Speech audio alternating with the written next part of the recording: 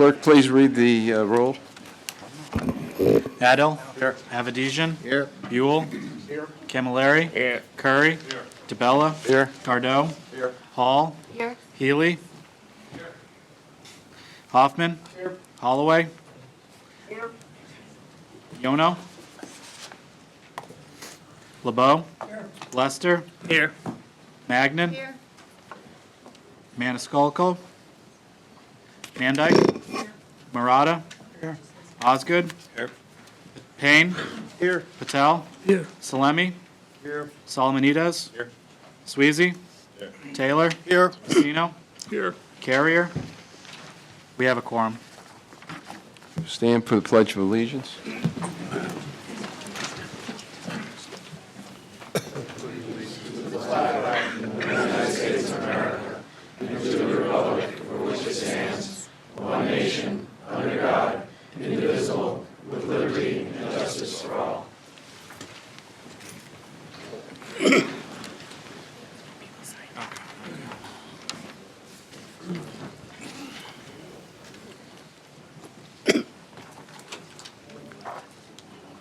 Yeah, go to the meeting, approval of the meeting.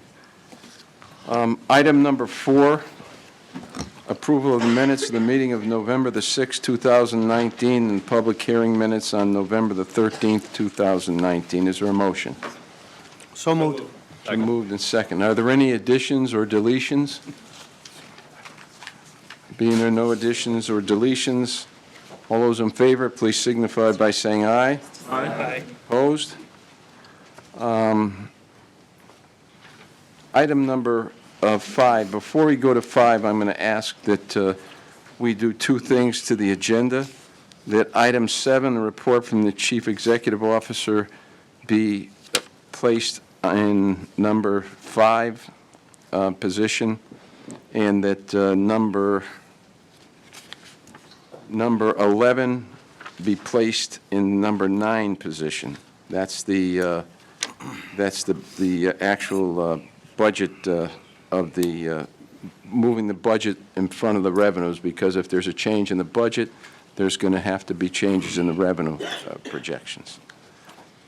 Is there any objection to the movement on the agenda?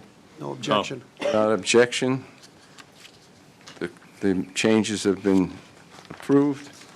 Item number 5 now is number 7, report from the Chief Executive Officer.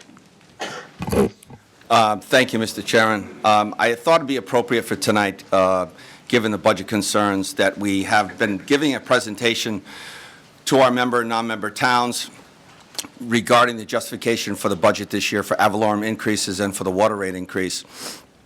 This presentation I'm going to go through quickly is just something that lays out the facts of what our water rate is and how our water rate compares to the state of Connecticut. We have provided this presentation to all but 2 of our towns. We were supposed to be in Rocky Hill tonight, but based on the interest of this meeting, we probably will not make that. So I think Commissioner Sweezy has told the town that we would not be there. And we're planning to be in East Hartford tomorrow night at 7 o'clock, I believe. 6 o'clock? 7, yeah. So with that, I'd just like to go through the presentation that we have been giving to all of our towns regarding our budget. One of the concerns we have had is discussion about transparency and about how the MDC approves its and develops its rate structure for the calendar year. Up top here, it says member town manager director meetings. So, given the fact the MDC is on a calendar budget, we're approving a budget for January 1st. And we're starting very early in the process in September to try and work with our town managers, mayors, regarding what we see as the budget to be for this coming year. Because we're starting so early, we have lots of unknowns. We haven't gone through the worst of the winter months for water main and sewer breaks. We have not even realized in September what the water consumption was for August. As you can imagine, our peak sales are in the summer months in September and into the middle of October. So we don't really even understand what the guesstimate that we made the prior year, whether or not we're going to achieve those goals. And so we're really guesstimating early September as to what the increases to the budget will be. So we had 3 meetings. We have as many meetings as we need to make sure the towns understand what we're dealing with. We also have, we had 4 this year, 4 budget workshops chaired by Commissioner Salemi, which all the public's invited to, including the towns, to talk in detail about the budget. And then, obviously, we are dealing with, just like most of our towns, you're setting your schedule for your meetings a year in advance.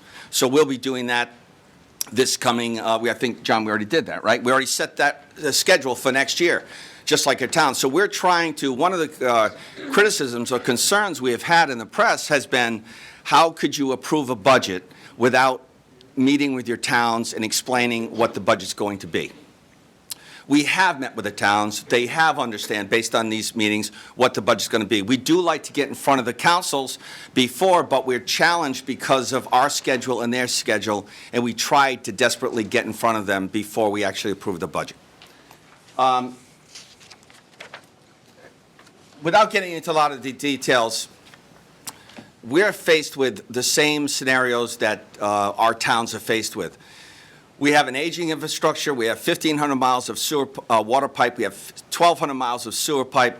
It average age is anywhere from 100 to 65 years old, depending on what town you're in. And we have no choice but to replace that infrastructure. If we don't replace that infrastructure, we're going to be dealing with replacing it under an emergency program, which we have no choice to do. We must fund it. We either pay as you go or we capitalize it. But we have no choice. The challenge that we have, and we use this example all the time, is Homestead Avenue, which was a sewer collapse in 2018, and it cost the MDC and its towns more than $800,000 to fix 40 feet of pipe. That's not the best solution for the MDC and for the people paying for the sewer system or the water system.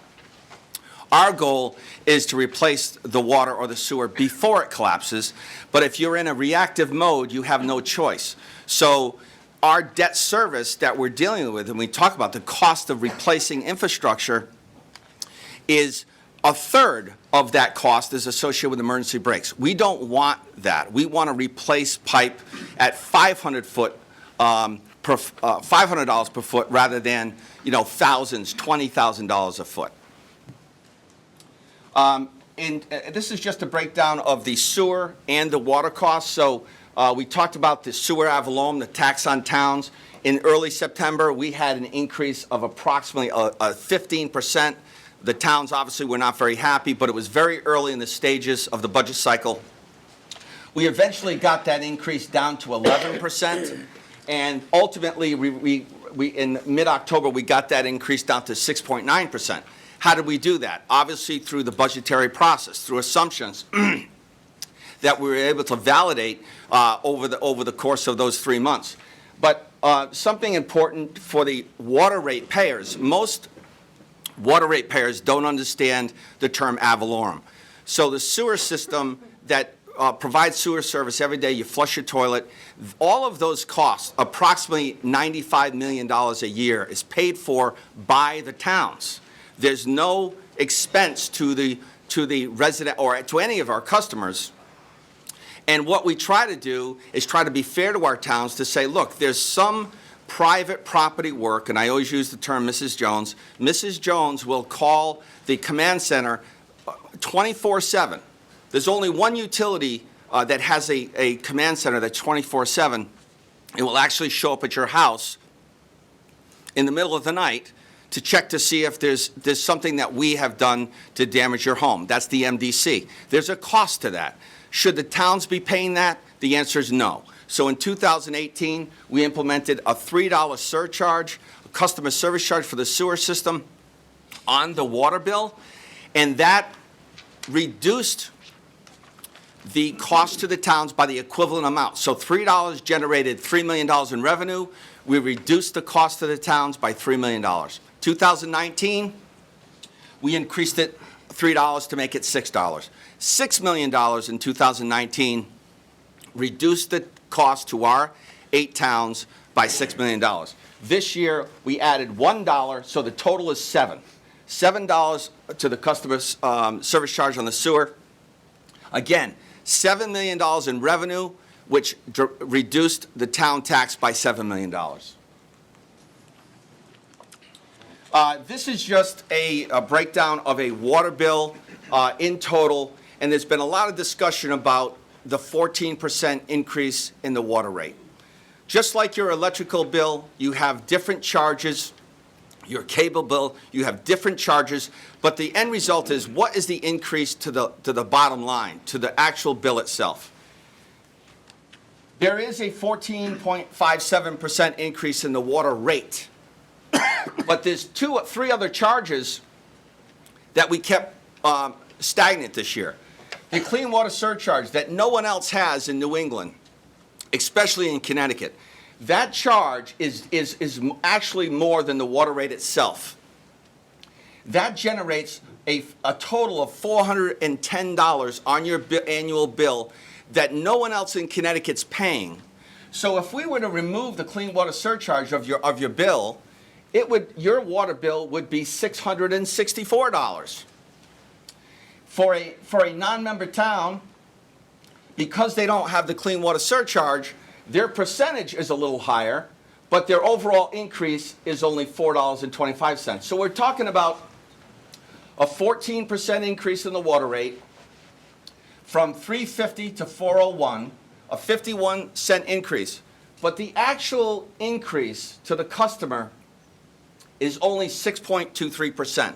It's only $5.25 increase. So we have kept all the other charges the same as it was last year. This is just a breakdown of the 51-cent increase. As you can imagine, this orange area of the pie shows that our water rate is based solely, 70% of our water rate is based on how much water we sell. It's that simple. We sell more water, the water rate's cheaper. We sell less water, the water's more expensive. We have no control over weather, over development, over anything associated with how much water we sell. So as the consumption goes down, so does our water rate have to go up. For the 51-cent increase, half of it, 25%, 25 cents of the 50 cents is simply associated with last year, or this year, 2019. We assumed we were going to sell 18.4 million CCFs for the entire year. We're on track to sell 17.7 million. That change alone cost the rate to go up by 25 cents. We have no control, zero control over that. The other 8 cents of that is associated with debt service. Our budget, our overall budget for water and sewer went up 4.3%. Of that it's $8 million. Of that $8 million, for a $197 million budget, $4.5 million of it is new debt service, a mortgage payment on the water mains and the sewer pipes we put in the streets. We have no control over that. We have to do that. If you look at, this is just a graph that shows the water rate as it goes up because consumption going down. Very simple. This is something that gets lost. There's been a lot of discussion about the MDC should be regulated. Okay? So let's look at the facts. There's 4 major water utilities in the state of Connecticut. The MDC, the Regional Water Authority, which is in New Haven, which is identical to the MDC. Except no sewer. Except no sewers. They don't treat sewer. And then you have the regulated utilities, Aquarion, and Connecticut Water. So this year's water rate our rate is $3.50. per CCF, which is 748 gallons. Regional Water Authority in New Haven is 90 cents more than us right now. Thank you. The regulated utilities, regulated by PURA, are double our rates. So the question is, is regulation good? Granted, it's for profit, right? They're for profit, and we're not. But the end result is, it doesn't matter whether they're regulated or not, they're double our price. If you look and compare us to regional over the last 4 years, with our new rate of $4.01, we'll still be lower than regional is this year. Now, to be fair, regional is on an 18-month schedule, so they'll be changing their rates, I believe, in this summer. Again, it's all about the total water bill. So let's compare, forget about the water rate, let's compare what the actual cost to our customers are versus these other water utilities without the clean water surcharge. The MDC, on an average customer, which is using about 100 CCF per year, the total bill for our MDC customer without the clean water $410 that no one else is paying, their bill is $528. Let's go to regional. It's $150 more than the MDC. Aquarion is $320 or $310 more than the MDC. Connecticut Water, and this is important for Connecticut Water because some of our member towns, like South Windsor and Farmington, have both water utilities in their town. They have Connecticut Water and they have the MDC. So customers that are in South Windsor or Farmington, and they have Connecticut Water, they're paying $818 versus $528.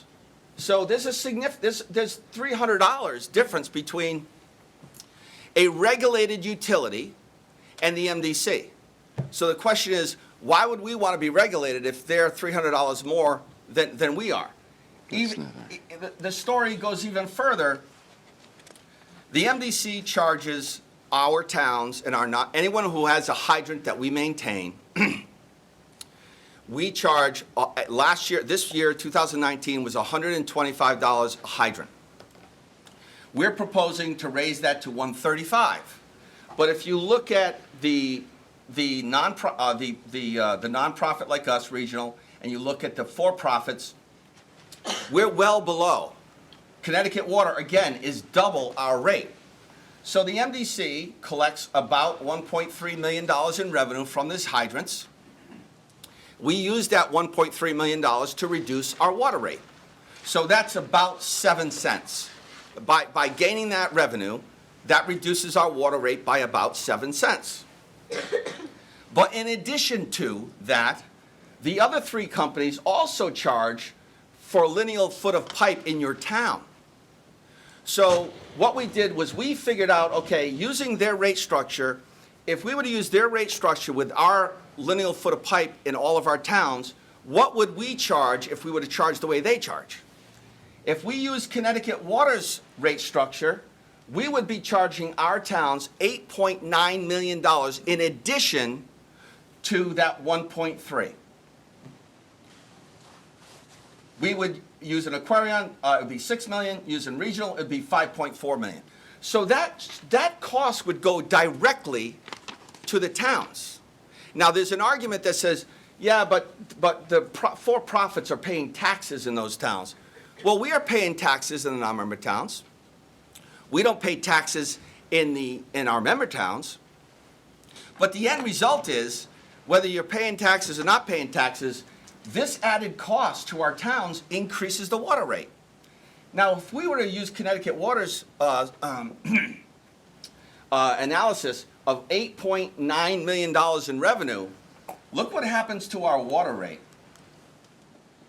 If we charged our towns $8.9 million this year, instead of our water rate being $3.50, it would be $2.88.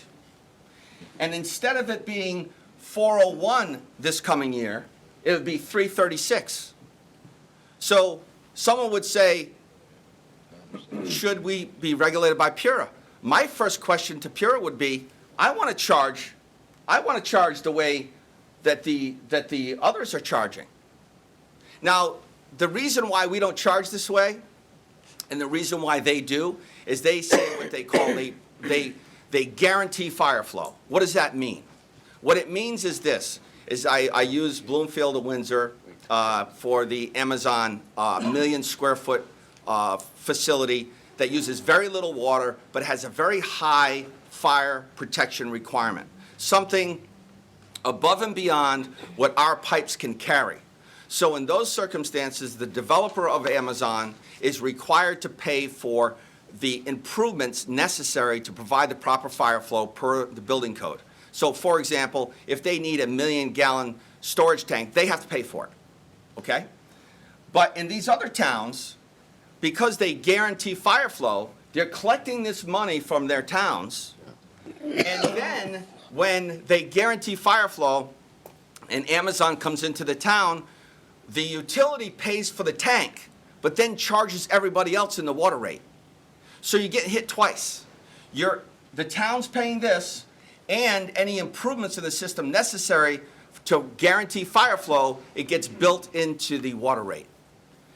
We don't charge, if that fire tank needs to be built and it costs $5 million, Amazon pays for it, not our customers. So this is just, I'll stop here. This is just a slide that shows that the MDC across the entire country, the average cost for water, which is the blue, and red is sewer, the average cost to a customer across the country is $1,200. $1,300, roughly $1,300. The MDC right now, with the clean water surcharge, which is $410, and if we took that $410 off, it'd be $800. We are well below the average, even though we're one of the only utilities in New England that is spending $2.6 billion on a clean water project. We have already spent, will have spent $1.6 billion on a clean water project. Boston, which is equivalent to the MDC, it serves about 600,000 customers. We serve about 400,000. They spent $500 million on their clean water project. We're spending $2.6 billion. Under And- mandate. Under mandate, and the problem that we have is, the issue is the affordability. Our customers can't afford it, so that's why we're going back to the deep, looking for relief through an integrated planning process. But this is important. Should we be regulated? I don't know what the MDC is doing right, but we're far below anybody in the state of Connecticut in terms of our rates. We're far below the country average, and yet the question is, should the MDC be regulated? It doesn't make any sense when you have private water utilities that are double our rate. With that, I'll stop talking, Mr. Chairman. That's a promise. Okay, item number, let's see, we've adjusted this. This is the public comment. Item number 5, public comment relative to agenda items. For those, there's a list of people that have signed up, and for those people, would you please state what the rules are to the public hearing? Yeah, please state your name and address, and if you're representing an organization, please state that as well. And speakers will be limited to 3 minutes, so everyone can have a chance to speak. David Silverstone? Thank you. My name is David Silverstone. I'm the independent consumer advocate. I filed a rather extensive statement prior to the public hearing on November 13th, and I'll stand with that. Just a couple of highlights. I commented that I thought that the assumption in the budget that 100% of the positions will be filled 100% of the time was almost an impossibility and was inconsistent with prior history. And I suggested a 3% vacancy factor, which would reduce the budget by about $700,000. I thought that was important. The second item I raised was, I think it's time to take a serious look at 30-year bonds versus 20-year bonds. The assets that are being financed last for over 50 years, and it makes sense to finance that over longer time than 20 years. Not very dissimilar, or not dissimilar, from people who choose a 30-year mortgage instead of a 15-year mortgage, albeit the higher interest rate on the 30-year mortgage, but the monthly payments are lower. So it seems to me in this time of crunch, that's a sensible approach in terms of lowering our annual costs.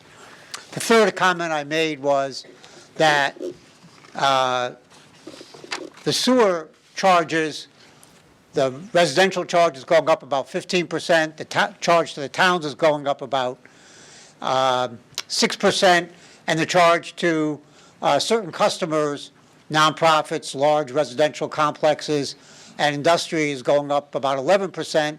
Seemed to me that there ought to be some uniformity there. My final comment I would just make is that the problem the MDC has is that the combination of the clean water charge and the water charge makes these rates non-sustainable. And we have to do something about addressing the at least on the clean water charge, to make that more affordable. It's the combination of the two that led to my comments in my statement about a death spiral. It's the combination of the two, not individually. So I thank you for the time, and I hope you take those comments into consideration. Thank you.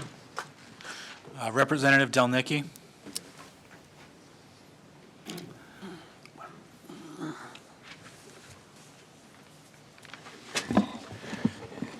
Good evening, Chairman DeVella, CEO Jellison, and esteemed members of the MDC board. You know, I'm here to speak against the 14.5% water use rate increase. Because if you take a look, and we had a great presentation up at the Capitol, if you take a look over the slide with the 5 years of rate changes, we're looking at a cumulative 50% increase in the water use rate.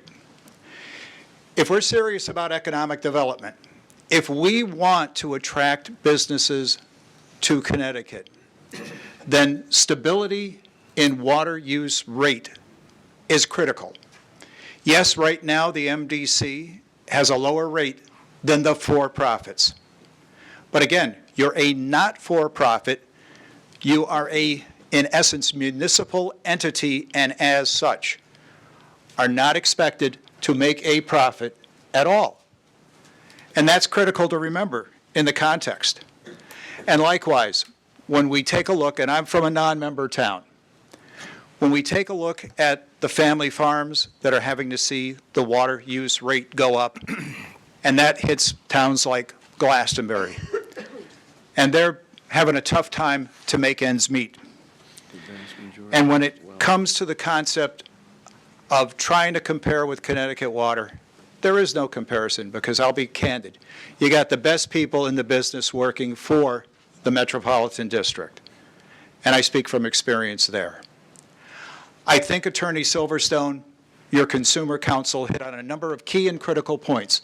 When he spoke to the 30-year versus 20-year, when he spoke to the fact that you are, in essence, in a death spiral.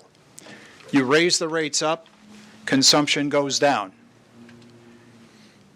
We need to have some stability in those water use rates. The rates need to stay stable. And when you're looking at a 14.5% increase in the water use rate, and that's what the number is based on your slide, that erodes the concept of stability and conceivably can make a business take a second look and say, do I even want to come to Connecticut? So again, I ask that you take a good hard look here. I think you need to take into account the issues that Attorney Silverstone brought up, and be careful on trying to compare oranges with apples, because the MDC, in and of itself, is a municipal entity and not a for-profit entity, which is far different Very, very different. So again, I thank you all for the opportunity to have an opportunity to speak here. And I will point something out. I was here for the public hearing, and I'm glad to see that we've got a number of people here because there were only 3 people that showed up for the public hearing. And that was a shame because people need to be informed. They need to know what's going on. And I'm glad that we are having this discussion here tonight. Thank you, Chairman, CEO, members of the board. Daniel Kelman. Good evening. I'm Daniel Kelman, a 40-year residential customer of a member town, Hartford. My comments, I definitely second the previous 2. When we as consumers have been investing in new technology, water-saving devices, washing machines, low-flow toilets, flow restrictors on showers, better dishwashers. Yes, our consumption is going down, as we've heard. It seems to me that the reward for consumption going down should not be a rate hike to maintain a level revenue stream. But as we are saving water, we as consumers should be passing some of that savings onto the MDC and should see a lower bill overall. I also want to make a couple comments which address the budget in slightly more general terms. As you know, a couple of years ago, the MDC switched to a monthly billing cycle from a quarterly. I assume there were some conversion costs to do that cutover. And again, at this point, you're running a billing cycle 12 times a year. I'm wondering when the cost savings are going to kick in. Has that conversion paid for itself? Is there a more smoother, more cash flow improvement with that monthly billing cycle? That's just a question. I don't expect an answer, but something to think about. The last question is one that's been bothered me for years, and that is the distinction between member and non-member towns. Is membership frozen? Is the MDC actively soliciting new members? What is being done to those non-members to try to get them to become members? If that's not viable, I would suggest just rebranding the thing and call every town that participates a member with different membership levels. To call a town a non-member feels exclusionary to me, feels like they're not part of the larger organization. If you buy a ticket on an airplane, you're all passengers, whether you sit in coach or first class. There are distinctions, but we don't call the people in the back of the plane non-passengers, do we? Anyone who buys our MDC water is a member. Just, I would consider that. Thank you. Thank you. Senator Slapp.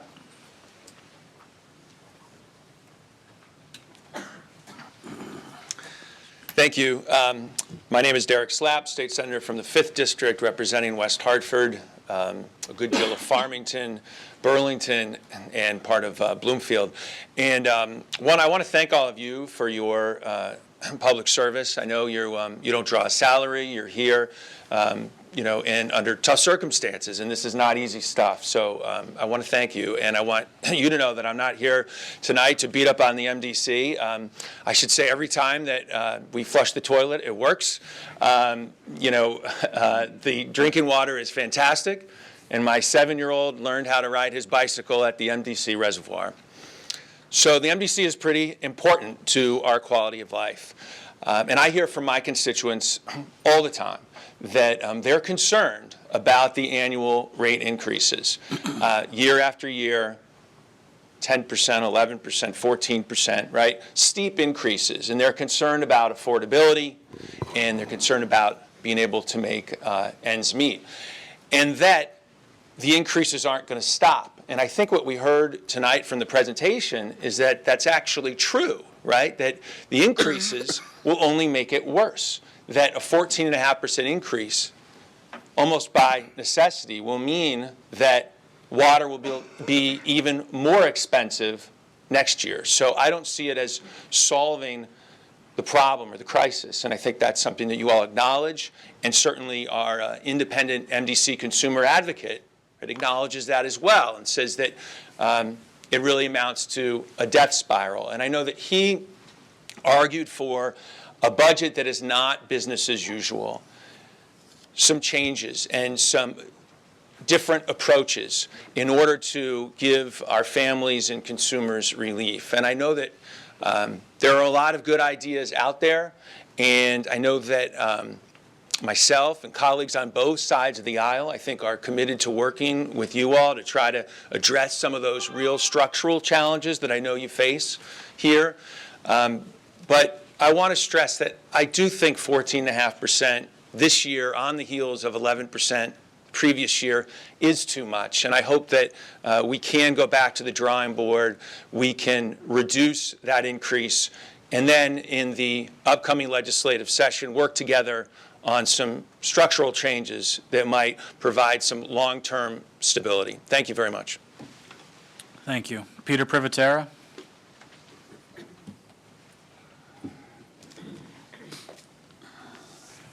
Good evening. Pete Privatera, Chief Financial Officer for the town of West Hartford.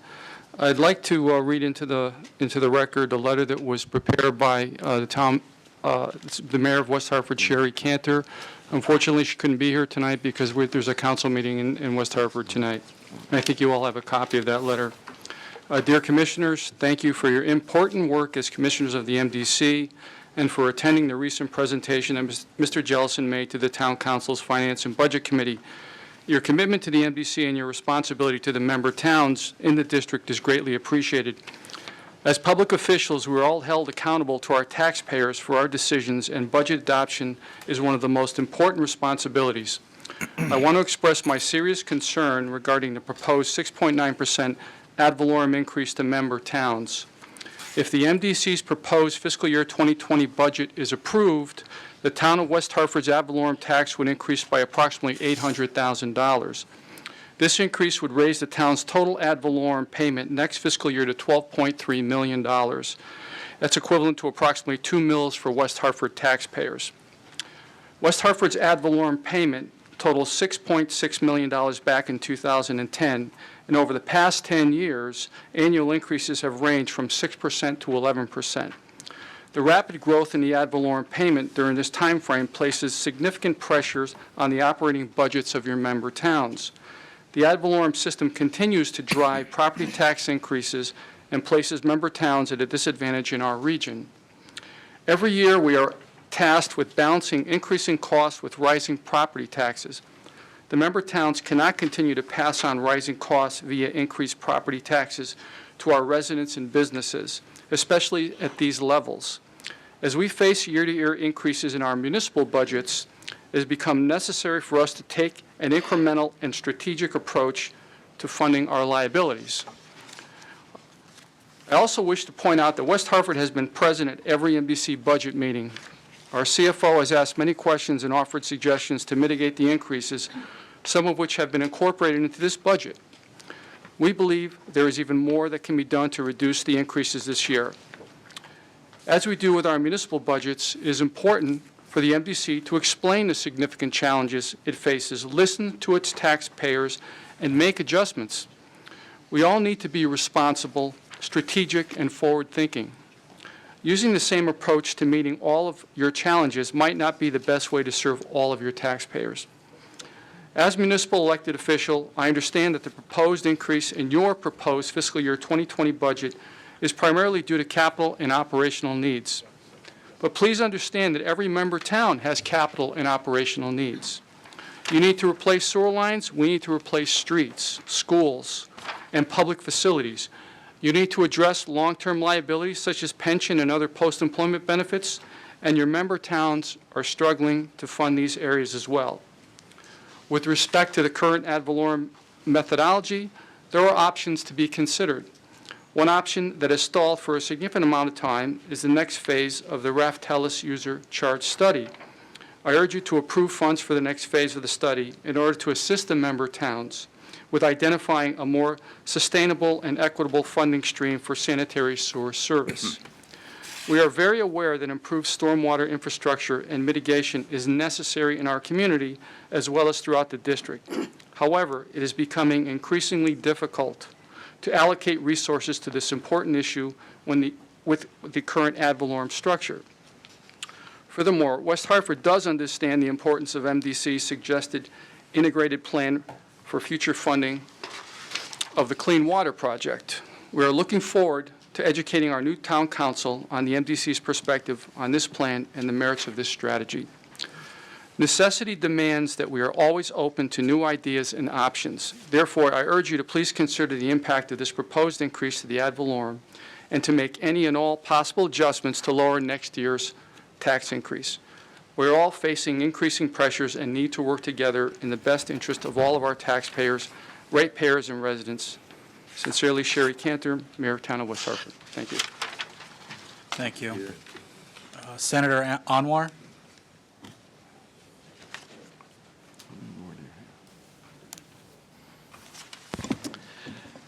Chairman DeBella and honorable members of the MDC board, I'm Senator Saud Anwar, representing the 3rd Senatorial District, which includes East Hartford, which is a member town, South Windsor, which is a non-member town, and Ellington and East Windsor. First, I wanted to thank you for coming to the Capitol, to the LOB last week and discussing with the legislators about the background and some of the conversation we've had today. I wanted to share a thought with you about one simple word: sustainability. Right now, the way I'm seeing this is there's a sustainability challenge with the ongoing price increase or rate increase that we are seeing for the individuals who are actually paying that. So that's actually a significant. Of course, I listened to your justification, and it appears very important and valuable to look at the justification of it. But at the same time, the bottom line is that the individuals having to pay 14.5%, and prior to that, an increase every year. This increase is not going to be sustainable for our citizens and our communities. So we have to have a better strategy for that. And that comes to the next part: is the sustainability of MDC.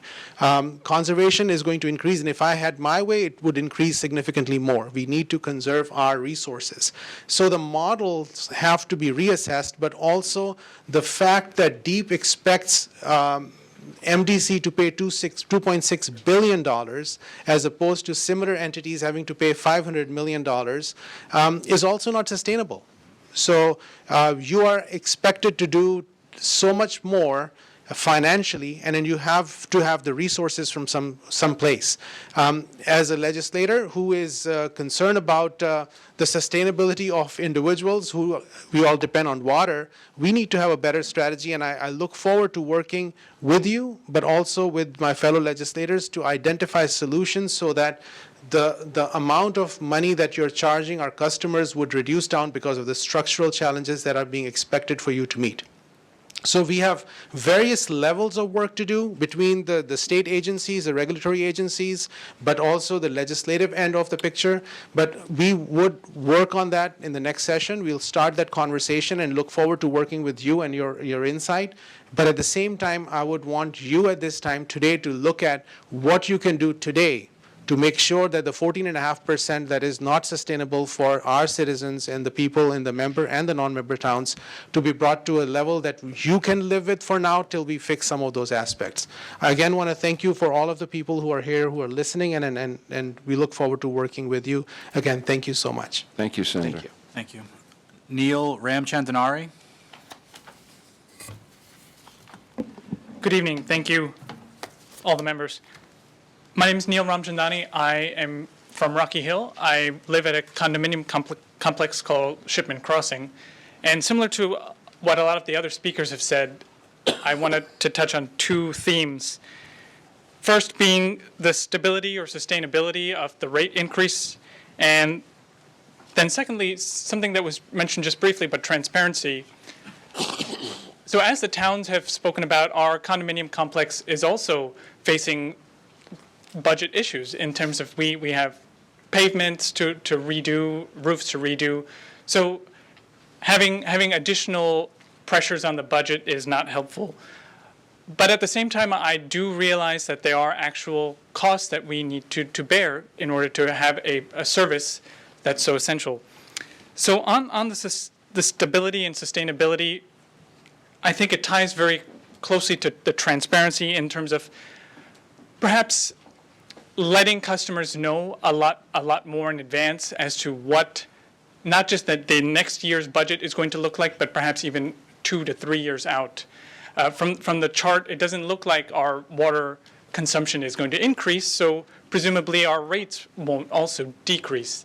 So really letting customers know, even if it's not just at the town level, but individual account holders, if it's something as simple as a pamphlet that comes with a bill that says, yes, we understand, well, not in these words, but yes, we are raising rates. This is what it looks like for the next maybe 2 years, and you need to take this into account to your budgeting.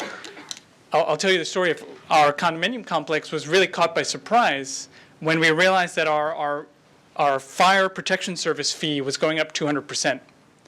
And it was a, whoa, where did that hole in our pocket come from? And now we're having to plug that hole in our budget.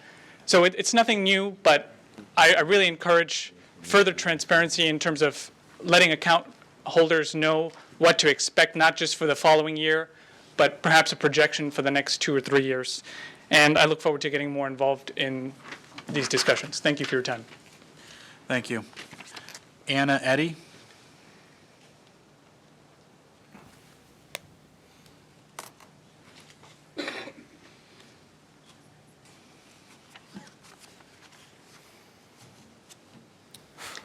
Good evening, Mr. DeBella and members of the MDC District Board. I am Anna Eddy. I live on Churchill Way in Newington, which is part of the Churchill Bridge 1 Condominium Association. This complex is comprised of 122 units, and I am president of this association and have been for a dozen years. I have a history with this property, and I would be remiss in not coming forward to make a statement regarding the payments this condominium association is making to the MDC. We have seen our fees for MDC services creep up over 150% since 2012. 2012, the year the second $800 million for the Clean Water Project was phased in. And it's the same year that we paid the MDC only $20,000 at the end of the year for water. We keep a very close eye on water consumption, and historically it has remained steady with no unusual fluctuations. So it's not consumption that is driving up our usage fees. And after the presentation tonight, I know that the usage fees are being increased because of a decrease in water. So that's an anomaly. But concerning our complex, I don't expect our water usage to drop enough to make a difference. Our unit owners need to take showers, they need to flush their toilets. Based on this past year's payments and the pending water rate increase, it is projected that our association will pay $52,200 in 2020. Going back to my original statistic, I repeat, it's a 150% increase since 2012 when we paid only $20,000. Our payments to the MDC consume 13% of the association's annual budget. The association relies solely on monthly maintenance fees from individual unit owners to pay its bills. We have no other stream of income. Each MDC increase means we need to collect additional monies from our residents. I doubt that anyone in our community has received a 150% pay increase since 2012. In the same 8 years, Social Security cost of living increases have averaged about 1.5%, which makes it extremely difficult for retirees in our complex to keep up with increases in maintenance fees. Our unit owners are frustrated with annual increases in their maintenance fees, and our board of directors is frustrated with having no control or ability to stop the ongoing increases in the charges per CCF water consumption and the sewer services. I realize this may be a foregone conclusion, but I came here tonight to inform the members of the MDC District Board of the impact of the MDC water rates that they are having on our community. Since 2014, the aggregate payments from Churchill Bridge 1 to the MDC is nearly $250,000. That's $250,000. That's a lot of money for water. Our 2020 budget has already been passed, and it's a very lean budget for our aging complex. If you pass on another 14% increase in 2020, there are no extra funds in our budget to cover it. Something else in the budget will be sacrificed to keep the water flowing into the complex. Unit owners still need to flush those toilets. Please, But I'll- please conclude your statement. I am. Thank you. But all kidding aside, I respectfully ask that you consider other long-range approaches to fund the Clean Water Project because the consequences of your current actions has a direct impact on the affected communities and its residents and their quality of life choices. Thank you for your time. Thank you. Senator Lesser?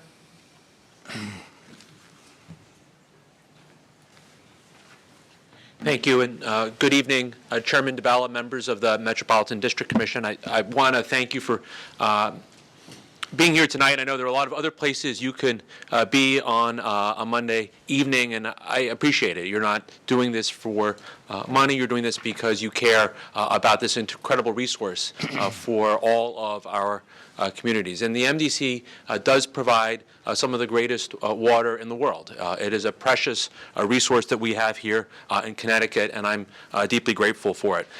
Like my colleagues who you've heard from, I'm here to express concerns about the proposal. And like my colleagues, my main concern is about the sustainability of the increases, not just the ones we had previously and the ones proposed tonight, but looking forward.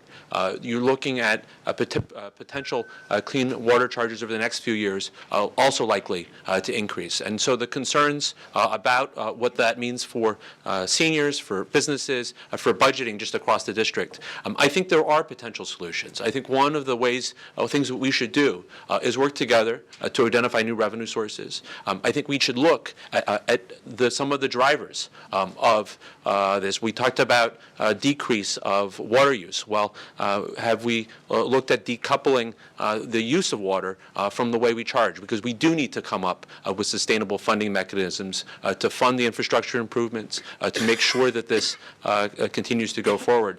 But I think we can work together to identify new ways of paying the bills. And lastly, I think all of the legislators who are here tonight, legislators who are not here, are willing to work with the MDC as well to identify new ways of achieving revenue and solving problems legislatively moving forward, provided that those savings are passed along to the ratepayers, the folks that you've heard from here tonight.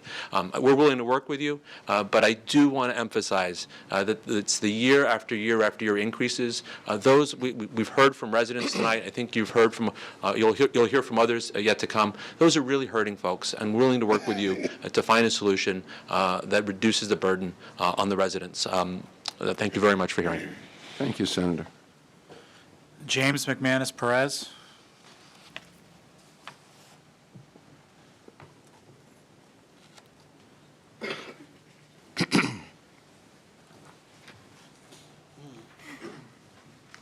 Good evening, Commissioners. My name is James McManus Perez. I live on Main Street in Hartford. I recently relocated to Hartford after 43 years in New York City to help out with my mom. I'm here today because I read an article in the Current, and the comment was that the rates have to go up because revenues are dropping, and the revenues are dropping because people are using less water. It seems to me that using less water would be a good thing. I asked the commissioners here, everyone is aware of the fact that this is a very expensive state in which to live. In fact, my relocation to here seems like I'm swimming upstream. Folks are leaving this state because they can't afford to live here. So I would ask the commissioners to honestly consider opportunities within MDC's budget to reduce expenses and to keep the rates down and to keep them affordable for people so that we don't continue to lose people in this state. Thank you. Thank you.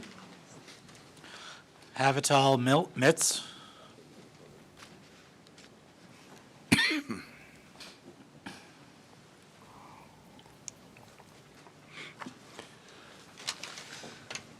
Hello, my name is Havital Miltz. excuse me, I live in Newington, and I have been here in the past when you guys brought the Niagara Bottling Company and, or as I call it, an environmental nightmare. Ever since you brought them, my water bill has gone up by about 50%, and I really don't understand that. You have requested from everybody to reduce their usage, and yet you're punishing us with increasing the rates. If you're a nonprofit, you're not supposed to make a profit. You're supposed to make sure that we have water. The United Nations has said that water is not to be owned by anybody. It's available to everybody. I'd like to know if you have looked at where you can cut your expenses rather than constantly look for additional revenue. In addition, it's very difficult for me to understand why Boston, that has 600,000 people, are paying less than 5 times what we're paying when you have 2/3 of the population. It just is not clear to me. It's also not clear to me why the 3 other for-profit companies in Connecticut are not required to do that. So why can you not go back to deep and I just don't understand why is that happening. In addition, because I'm a concerned for the environment person, it is my understanding that this clean water project is actually not the highest environmental standards, yet it is a very high price tag. I really don't understand that. I've owned my house for about 7 years, and since I bought my house, I'm paying for some kind of sewer upgrade. Where's all that money going? Why are we suddenly having to pay additional monies for a sewer upgrade at such an outrageous price? Another thing, for the CEO, I'm sorry, I don't know how to pronounce your name. You talk about $410 per year per family. The median household income in Newington is $76,000 a year for a family of 4. Not everybody in my town makes over $300,000 like you do per year. You can't be dismissive of $410 because for some people that is a lot of money. In addition to that,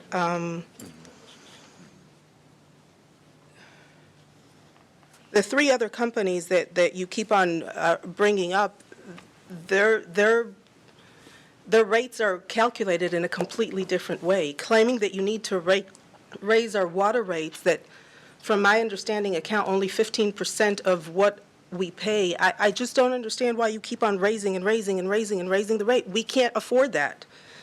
And when you bring up Amazon, I'm sorry, but none of us have to support the most wealthy person in the world, and just bringing that up, even though he pays for it, it's a ridiculous thing to bring up at all, because, yes, he should pay for that. We don't need to subsidize Amazon. I think that you guys need to look at where you can cut expenses rather than every single year bringing our rates up. This is just unsustainable. Thank you. Urania Nicholson? Uvania Nicholson?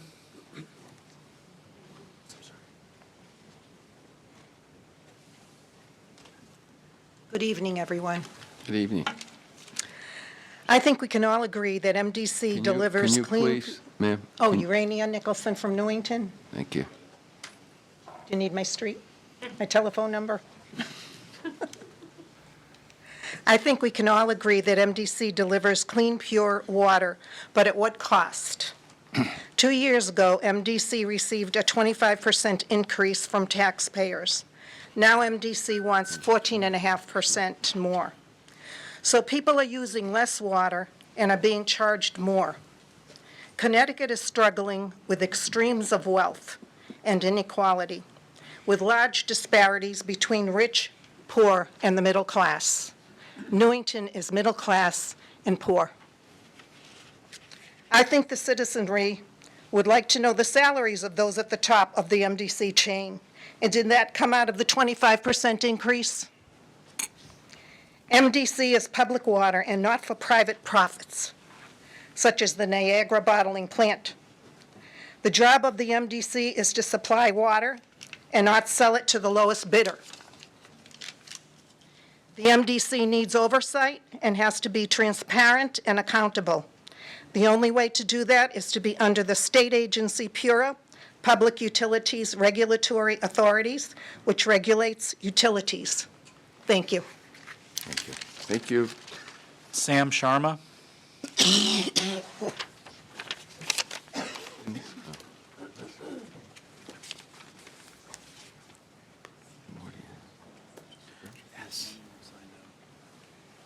Hi, everyone. My name is Sam Sharma. I live in Newington, Connecticut. I think the reason why I'm here is what I read in the papers, the 14.5% increase, and I'm really concerned about senior citizens who live in our town, who live on Social Security. I mean, they cannot afford paying 14% more. And I've seen your presentation and how you've justified the increase, but I think what you guys need to do is work with with our legislatures and try and work a deal where we do not have to go up 14%. So I think since 2018, cumulative, I think it's 27% increase in water rates, and I think that's not sustainable. And in terms of like, you guys keep saying, okay, we need to sell more water. The more we sell, okay, so if you guys are selling water to Niagara, so how come our rates haven't gone down? And if you guys have to spend like $2.6 billion on a clean water project, then can you guys try and get some funding from the feds or something where, it's not passed down to the consumers? So I think you all have to like get together and take a look and try and like cut down expenses. And in the presentation, there's nothing about, okay, we're going to cut our expenses, we're going to do this. So it's all about passing down the cost to residents. And, we cannot just keep paying 14%, 11% every year. It's not going to work. So that's all I had to say. Thanks a lot. Thank you. Steve Ellis.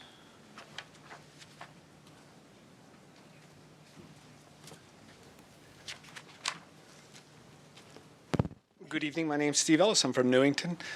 I didn't have much for prepared remarks. Just wanted to stand opposed to the increase and invite you guys really to reconsider it. It is difficult to continue to keep up with these increases, and I think you should look inside, and I support regulatory participation. Thank you for your time. Thank you. Is there anyone that didn't sign up that would like to speak?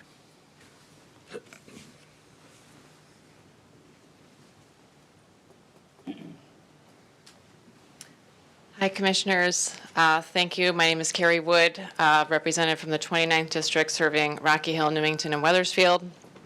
I think my colleagues have said a lot. I'd like to echo their sentiments and just register that I'm also opposed to the increase. I'm hearing a lot from communities that we've heard of up here, senior living facilities and condo communities that are home to a lot of our aging population. That are struggling with not just increases in utilities, but across the board. So I'd just like to register my opposition to the increase. Thank you. Thank you.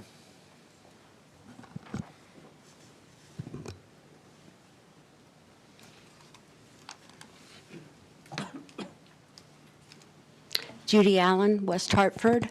I have to say it's wonderful to see so many people here tonight talking. It's great. And I'm not going to repeat what everybody else has said. They said wonderful things. A lot of it you've heard from me before. I just want to re-emphasize how unsustainable this model is. We need something new.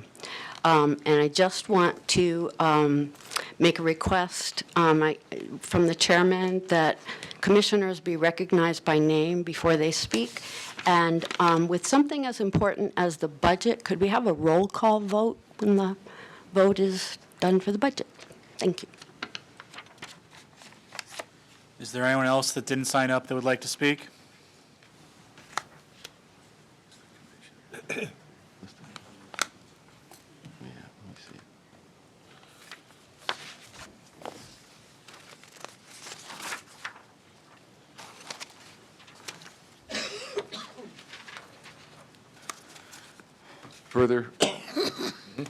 Further discussion? If not, the public comment relative to agenda items is closed. We are here. Number 6. Item number 6, District Chairman's report. There's no report tonight. We have more important issues to deal with, budget. Item number 7, report from the Chief Executive Officer, which you've already had. Yes, thank you. And 8, a report from the District Council. Thank you, Mr. Chairman. After 13 years doing this, this will be my last report to the board, although I'm not leaving until February because of scheduling issues. I won't be at the January meeting, so what I decided to do was to put it in writing and distribute it, and it's available to the general public also, because there's a lot that has happened over the last 13 years. So I'll not repeat that. You'll be happy to know it's 12 pages long, and we will be here very long to go over everything that has happened. But, you know, one thing I would like to just start out by saying is when I came on board, it was really the infancy of the Clean Water Project. And we were looking at that time of separating every sewer in the city of Hartford. And in retrospect, and looking at how the Clean Water Project started, I think it argues for more discipline as you go forward. Discipline on the part of the regulators and discipline on the part of the MDC, just because the original cost, if we did the original plan, it would have cost about $5 billion. And it was after studies and testing was done that the new, about half of that cost is being projected for the Clean Water Plan. The Clean Water Plan is a truly admirable goal. You know, Hartford, when they designed their sewers, were state-of-the-art, and it was a combined sewer system. But it was way ahead of everybody else. Now it's way behind. And what you have is every time it rains, the system is overwhelmed. When I started here, there was over 1 billion gallons a year of raw sewage going through the Hartford system into the Connecticut River. Through our efforts over these last 13 years, we have decreased that by 550 million gallons a year. And we have spent about $1.8 billion to do that. During that time, and one of the reasons I was brought on was my previous experience at CETA, where we had considerable government expenditure, and we were able to do it without any corruption, without any waste. And Chuck Sheehan brought me in to try to duplicate that as we had this massive project here. And we did it. To date, we have spent, during my time here, really $2 billion, and there's not been one allegation of corruption, of self-dealing, of misspent funds. All the money has gone where it's supposed to go. It's been audited. The auditors have signed off on everything. The federal auditors have given us awards. And that's not an accident, okay? It didn't happen just because we're lucky or things went along well. It happened because the MDC took steps to make it happen. And one of the most significant steps is we are the only municipality in Connecticut that adopted the federal acquisition regulations, which has very strict transparency processes in bidding, in awarding contracts, and in making payments. That was a massive undertaking to do that, but we are the only ones who have done it, and that has been a tremendous help in making sure that our dollars are well spent. I will tell you frankly that some of the requirements that were placed on us by DEEP and by the EPA are, while environmentally justifiable, enormously expensive. And for instance, the MDC is being held to a standard of 1-year storms from the combined sewer system. Well, when the overflows occur, they go into the Connecticut River. Springfield, which is being regulated by the EPA, is being mandated to a 3-month system. So it's 1/4 of the amount that we are doing. So the issue is not whether or not this is an admirable goal, but is it an achievable goal in the short run? And how do you best get to this place? There's another issue that has come up where DEEP has mandated that we have no discharges whatsoever to the north branch of the Park River. Now, those of you familiar with Hartford will know the north branch of the Park River goes from Albany Avenue down past where the law school is and then into the Park River conduit. And the idea of DEEP is aspirationally that this will be a Class A river. That would mean that you could drink the water or recreate in it. Well, as a realistic matter, nobody is ever going to recreate in that river because you end up in the Park River conduit. It's just, you're never going to go canoeing. You're never going to go fishing. It just is not something that is going to happen.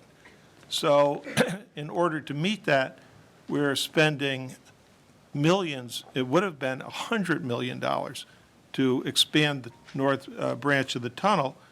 And while that might be ultimately a viable goal, when you spend $100 million on that, you don't have that $100 million to spend on something else.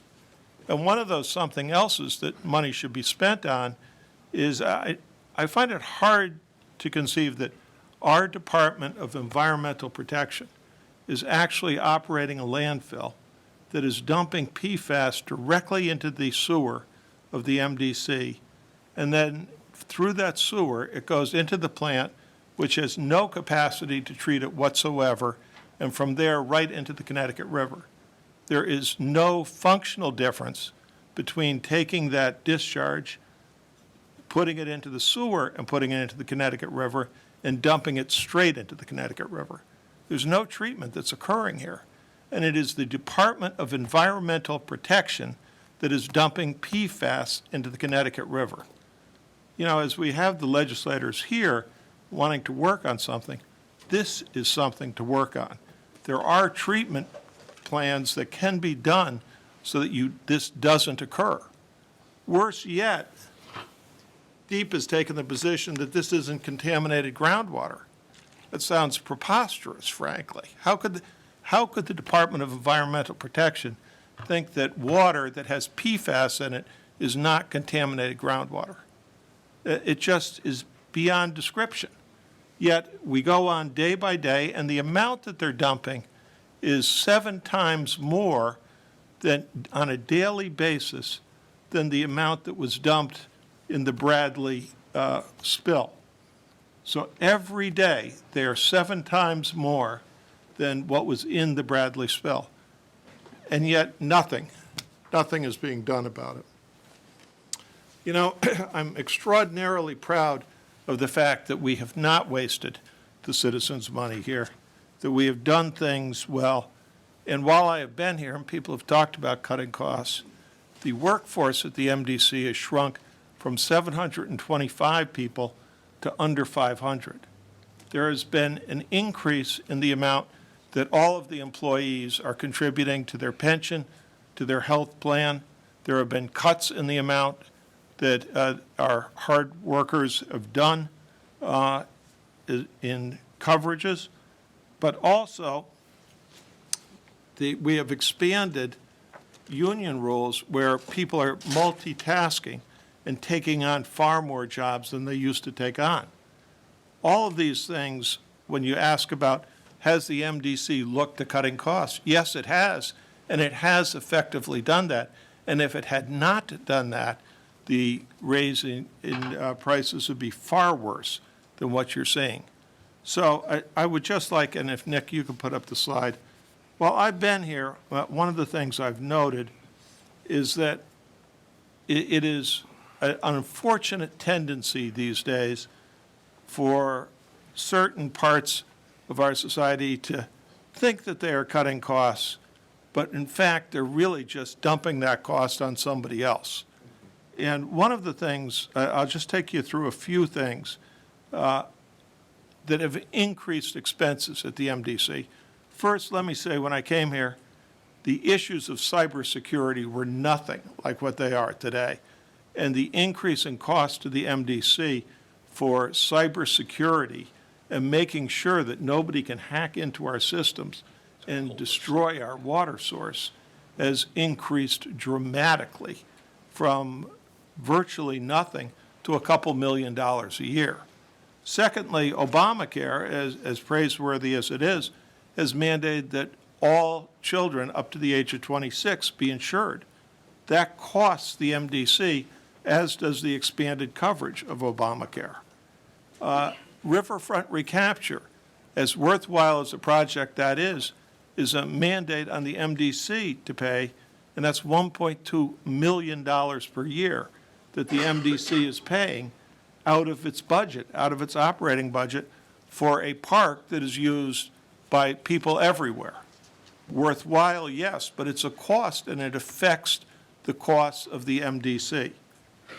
Looking at just a couple other things, first, you remember one of the plans we had to cut costs was we looked at all the property that the MDC owns.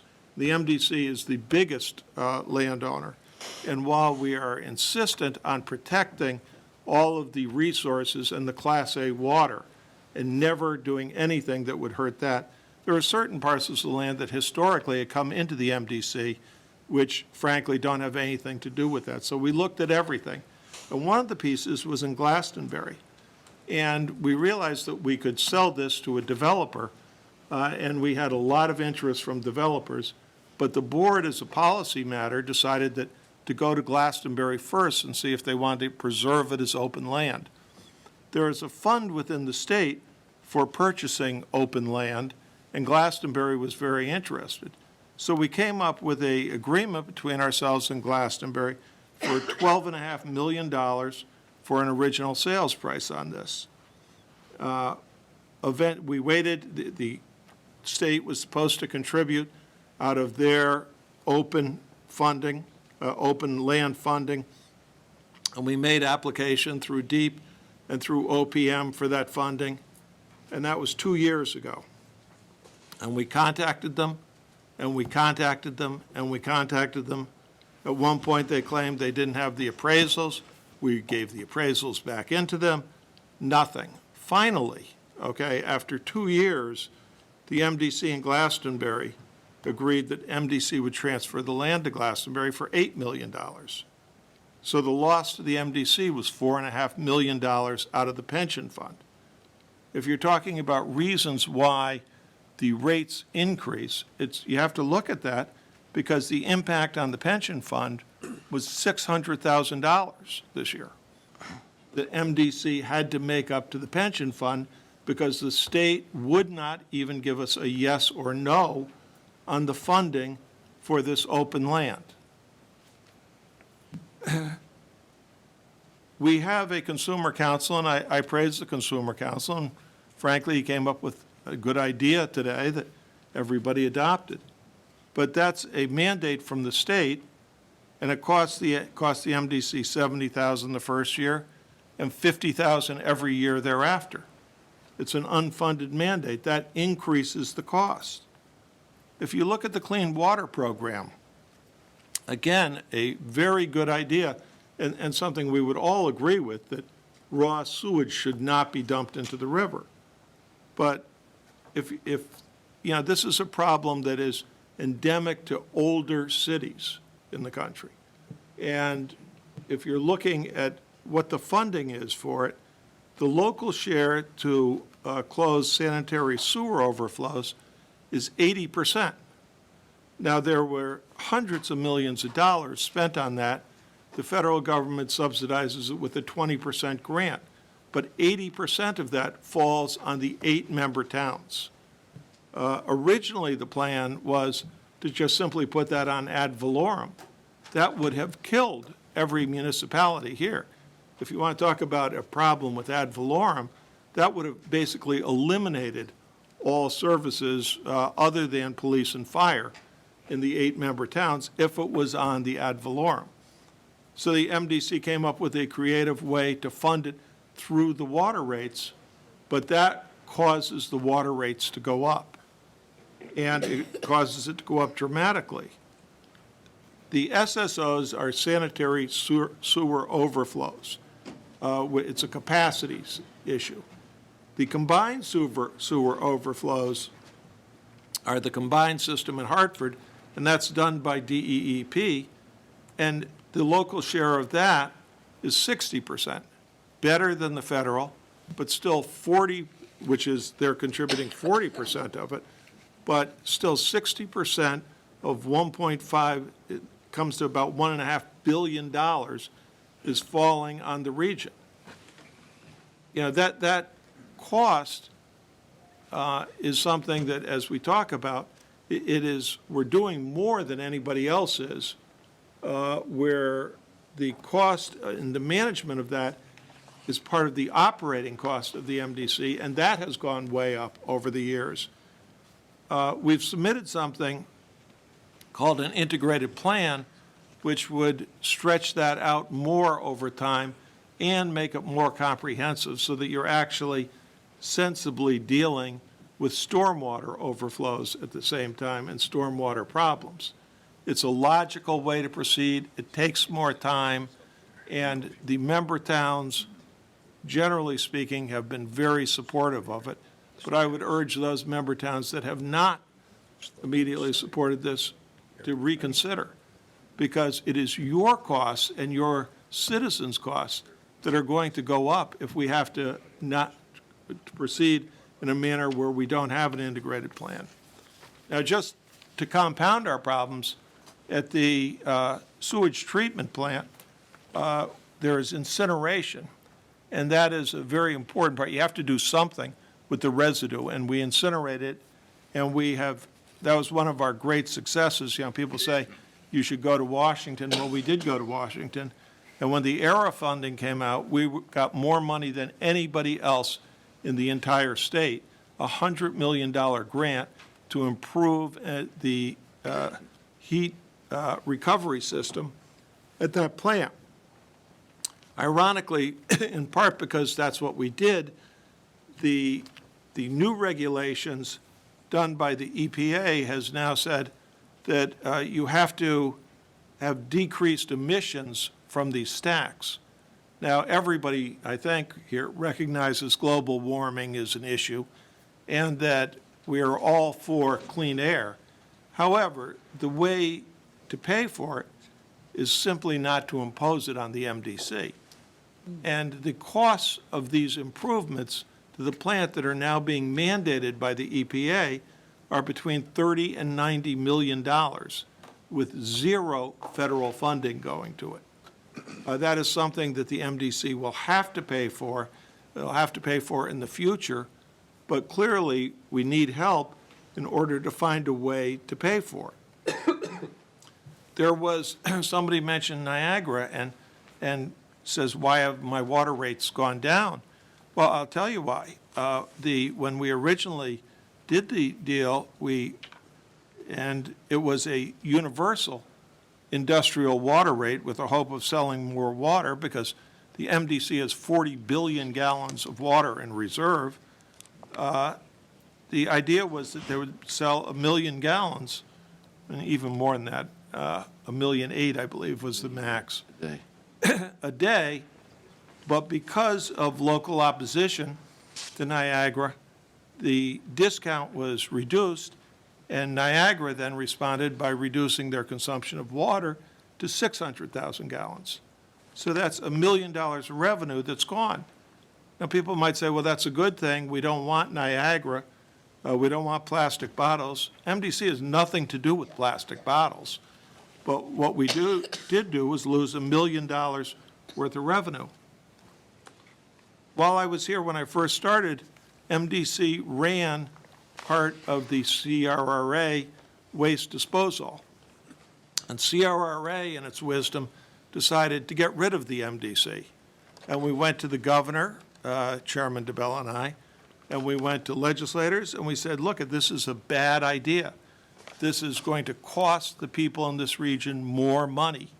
It is going to hurt the MDC. It's going to hurt the member towns, because the MDC was receiving $3 million a year of revenue for indirect services provided to CRRA. And that money was going directly to offset ad valorem. The CRRA didn't bend, the governor didn't help, nobody did anything, and MDC not only lost the work for the people who were there, but lost $3 million a year that goes to ad valorem. And that's every year, your ad valorem costs $3 million a year because MDC no longer does the work at the CRRA plant. And does anybody here seriously think that the CRRA plant is functioning better without the MDC? I mean, it's been shut down. They now have a half-baked idea of they're going to build a $300 million plant, but they have no idea where the funding's coming from. I mean, the whole thing has been a complete debacle, and $3 million was lost there. The MDC, through arbitration, was able to recover most of the costs that we incurred because of the workforce. As I mentioned to you, DEEP is discharging contaminated water from the landfill. There is a charge that MDC has for accepting contaminated water. DEEP has just refused to pay this charge. This is the Department of Environmental Protection, and that's now $11 million. If we had that $11 million, it would have a great impact on our rates, but that's the state just ignoring its obligation to pay what everybody else is paying. You know, we were subjected to CHRO during my tenure here, and, you know, it is, everybody, I think, would be for the proposition that we should be diverse, we should promote people regardless of gender, race, sexual orientation. And I will say that while I've been here, some of our finest employees, and I speak specifically of Sue Negrelli, our head of engineering, and Kelly Shane, our chief administrative officer, have been promoted, recognizing them on the basis of their ability. And I'm proud of the organization for what we have done as far as equal rights. You know, we are the only organization in the state that has actually done a disparity study to try to evaluate whether or not we should be engaging in race-based set-asides. We spent $1 million on that. The state is operating off of a plan that they devised in the 60s. Does anybody think that it's the same racial makeup here as it was in the 60s? It's preposterous. Their plan is wholly illegal, and we refused to do that. We took a stand for doing things the right way, and we did it the right way, and we created a program that had a geographical preference, and it's been enormously successful. We have propped up and received great benefit from local companies that have done considerable work for the MDC over my tenure, and we have spent millions of dollars in the local economy on women-owned and minority-owned businesses as a result of that. Again, we tried to expand that to the Clean Water Project, and we got the EPA to give us a waiver of what they normally would not allow, a geographical preference. Everybody did it, and DEEP refused to do it. So we were not able to put this program into effect for the for the massive Clean Water Project. We're not able to give a geographical preference. But the CHRO, we do quarterly filings, we do a yearly plan, and as praiseworthy as that is, there's a cost. And that's about $150,000 a year, as these are hundreds of pages of reports and detailed analysis. So again, nobody pays for that, the MDC pays for it. If you add up everything, okay, that has been a mandate from either the federal government or the state government, or a requirement that you not sell water to somebody, or a requirement that you add on staff, it's hundreds of millions of dollars. And that is, everybody is talking about costs in the future and working together. You have to consider that if you demand the MDC do something, because the MDC has to charge what it costs to do business, there is going to be an effect on the rates. You know, I have not seen these increases in salaries or benefits. The MDC hasn't done something like CRRA did, where they lost hundreds of millions to Enron. There haven't been any failed investment. There hasn't been any paying off of people. What has happened here is that the demands on the MDC have dramatically increased. And most of those, frankly, are legislative demands. And if there's going to be legislative demands, recognize there is a cost associated with that. I'm not saying that the policies are wrong. That's not my field, the policies. I'm just telling you the reality is that if you're looking for why costs are going up here, you can go through the entire budget, and what you'll see is that it's the mandates. So, having gotten that off my chest, I would like to just say thank you to everybody here, including the legislators who have come, to the directors here, to the people who have supported me. It truly has been an education for me. Thank you. Thank you, Bart.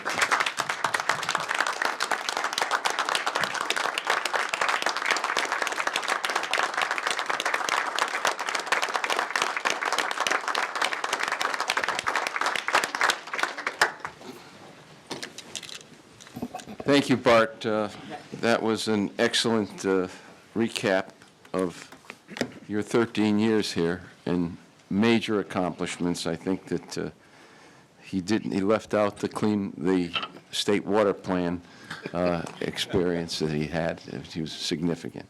I think that he put, though, in perspective relative to where MDC has been.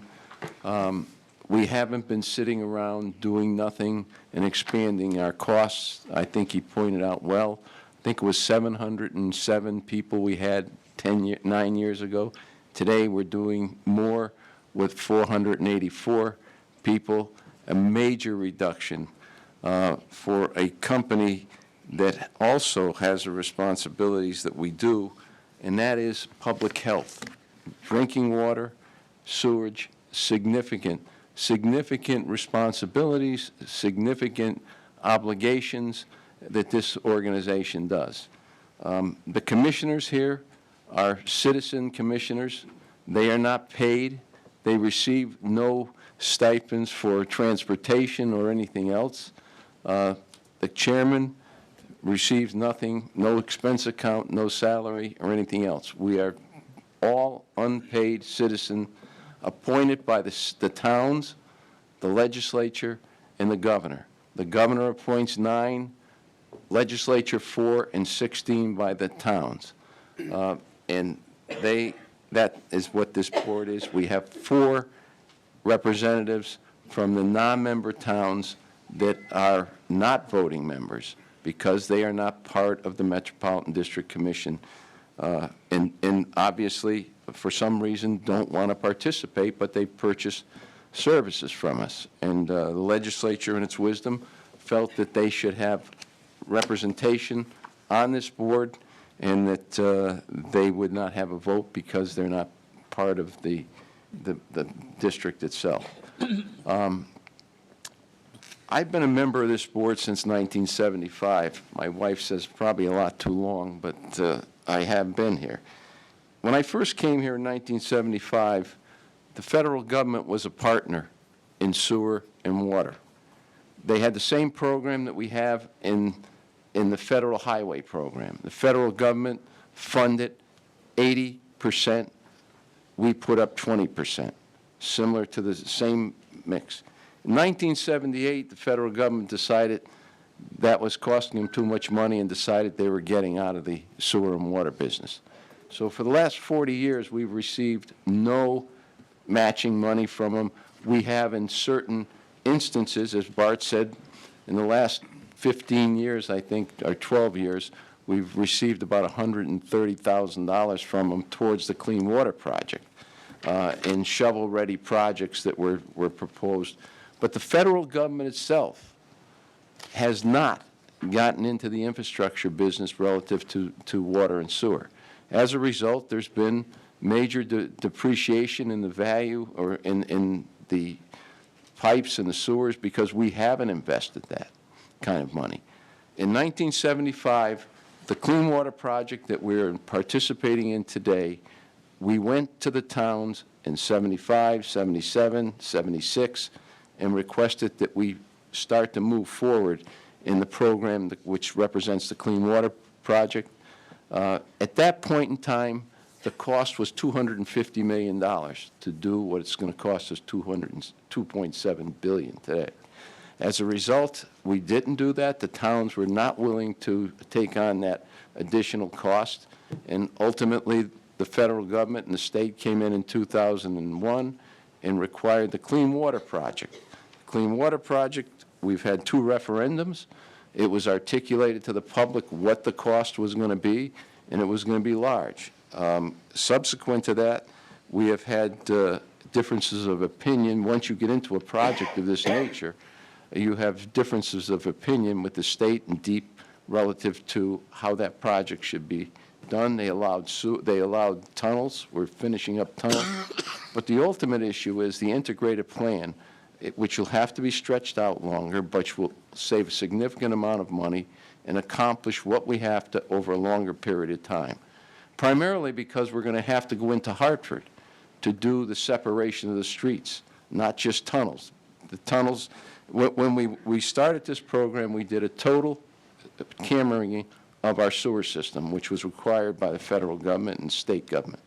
And it's in deplorable shape. Some of their sewers are 100 and 120 years old, and those will have to be, as part of the Clean Water Project, they will have to be repaired in the integrated plan over a longer period of time. And I say that because when we first started this project, we talked about separating the sewers in Hartford, and that was the first part of this project. That's when we dug a trench down the middle of the street. We had to put an additional sewer in, one for waste and one for storm, because the city is not a separated system. That was part of the Clean Water Project. We all found out that it became very difficult from a strategic standpoint in the sense that the separations were being done in long streets, Albany Avenue, total disruption of the business community, of residential communities, having your street dug up for 6, 8, 5, 7 months. So the approach to come back in is going to have to be at shorter openings, which will take a longer period of time, but will stop the chaos that's created. Example, 70% of the people that live in this city park on the streets because of the density of population we have in apartments. So that has to be taken into consideration when you start digging all these streets up. And that's going to be the next structure that next process that we're going to deal with in this. And hopefully, we win this with DEEP, with the assistance of our legislative people. It should be successful. Integration of this plan, stretching it out, making it less chaotic in doing it, and being able to accomplish the improvements of those sewers and solving the problem the Clean Water Project requires. So it's not an easy process here, and I go back to the federal government. Unless the federal government gets involved in this program, not only in Hartford, across the country, every single major city in the state of Connecticut is not in compliance with the federal and state regulations. MDC, or the greater Hartford area, was the only major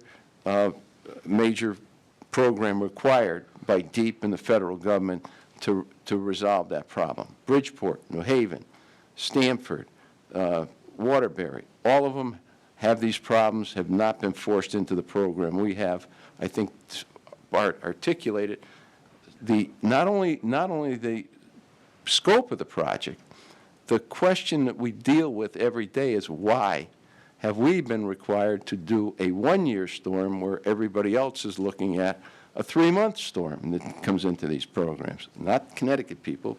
Take Springfield. It's a 3-month program. That is a significant difference in what we're being forced to do. So these are all the issues that we struggle every day with DEEP and everybody else trying to rectify that, and hopefully with the help of our delegation, our legislative delegation, because it's not just 1 or 2 senators. There's 5 or 6 senators that touch parts of the MDC, and probably 3 or 4 times that many House seats that do that. And we look forward to having that constructive relationship. Bart mentioned the $11 million that's owed on the discharge of well, let's call it groundwater, contaminated groundwater, which is something we're dealing with the DEEP, who is the violator and is also the regulator. You got so we're going to the legislature this year to ask that we have the right to sue the state of Connecticut and go into a court and let a judge determine that. Up until this point, we have been for 2 years to the claims commissioner, and we have not been, because you have to get permission from the claims commissioner to sue the state of Connecticut. And after 2 years, we can then go to the legislature and request that instead of going to the claims commissioner. So that $11 million is significant to us in terms of what we're trying to do. But again, unless the federal government gets involved in infrastructure in this country, we're going to have major problems trying to achieve the Clean Water Project, and also the whole question of our water system. Our water system, what is it, 1,200 miles of water? I'm sorry, 1,500 miles of water. We're in the process of increasing from 1 year in replacements to a 10-year replacement schedule, and that's also pushed up the capital cost to the district. Without good infrastructure, it's going to start to affect the quality of our water, and obviously it's affecting the expense now. So we will deal tonight. We moved the agenda because there are commissioners that have amendments that they want to put into the operating budget.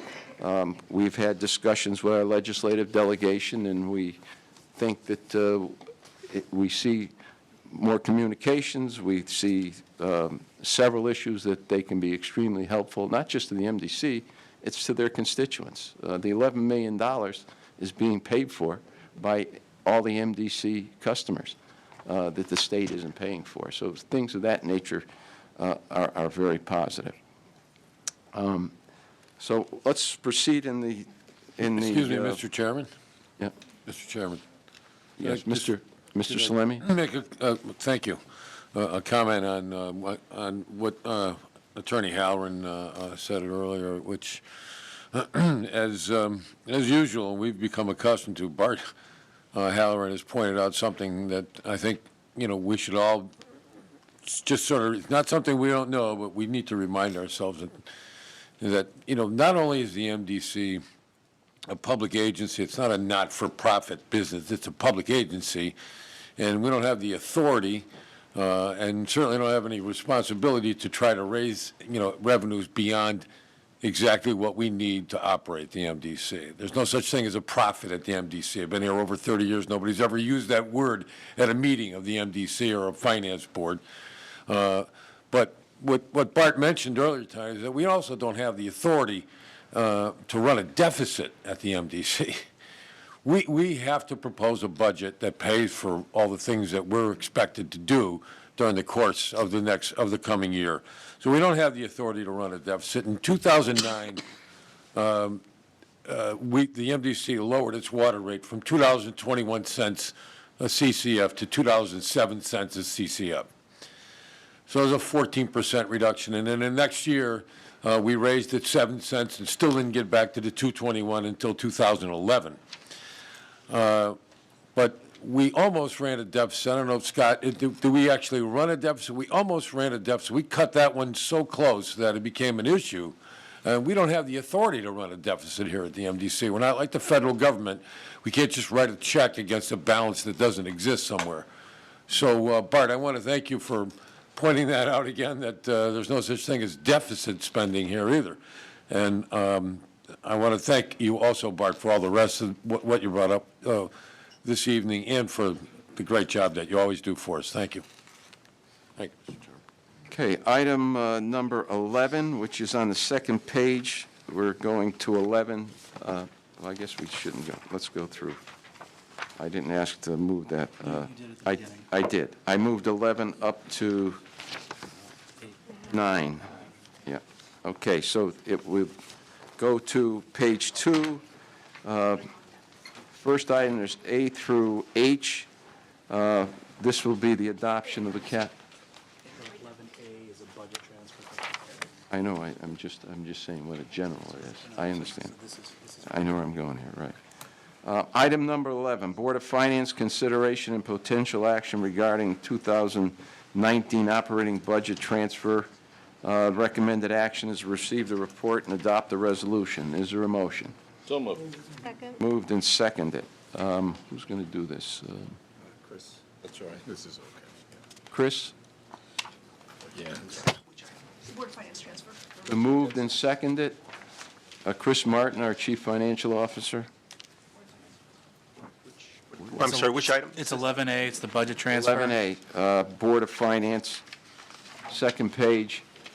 Well, it might not be your second page. Yes, this is a transfer from debt service, both the water and also the sewer debt service line item in order to fund some anticipated shortfalls due to water main breaks. Are there questions? If not, all those in favor, please signify by saying aye. Aye. Opposed? Item number B, fiscal year 2020 capital improvement projects, recommended action, receive the report and adopt the resolution. Is there a motion? It's been moved and seconded. Discussion? Are you going to?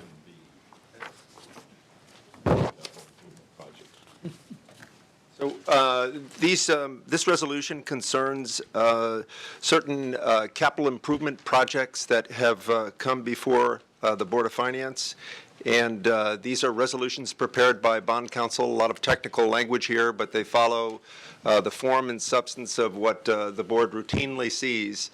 And that basically is what you see in the form of resolution number 1, which is $5 million for general purpose sewer program, and resolution 2, which is $2.2 million for the levee protection systems in East Hartford and Hartford, $2.2 million there. And that really kind of follows, they each follow that general course. Would you like me to go through each of them? No, what it is this is the capital improvement budget outside of the clean water project. These are the capital improvement projects that we do that do not fall under the clean water project. Do you want to go through them, or is Probably there not any necessary, but Okay. if you have questions. Questions? Rich? Commissioner Vecina? Is the resolution on the levy a mandate?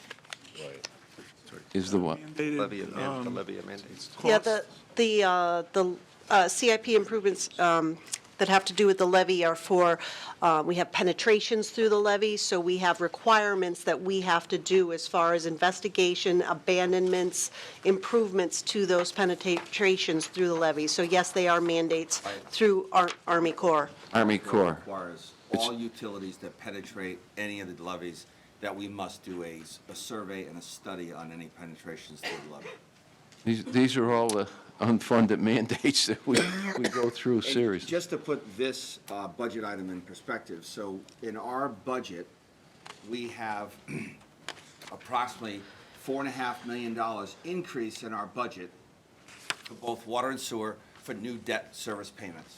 So this is what these types of projects do, we have an increase on water and sewer of 8 million. Half of it is debt service associated with increasing and improving infrastructure. Mandated. It's mandated. They're mandated by other agencies. Yeah. Thank you. Further discussion? If not, all those in favor, please signify by saying aye. Aye. Aye. Opposed? Opposed. Did you get that? Yep. Yeah. Item C, fiscal year 2020 budget expenditures. Recommended action, receive the report and adopt the resolution. Is there a motion to adopt? So moved. Been moved and seconded. Commissioner Sweezy. On budget expenditures, I'd like to make some reductions. You proposing amendments? Yes. Go The ahead. first one would be to reduce riverfront recapture by $487,500, which would bring our payment to riverfront to $600,000. 50, isn't it?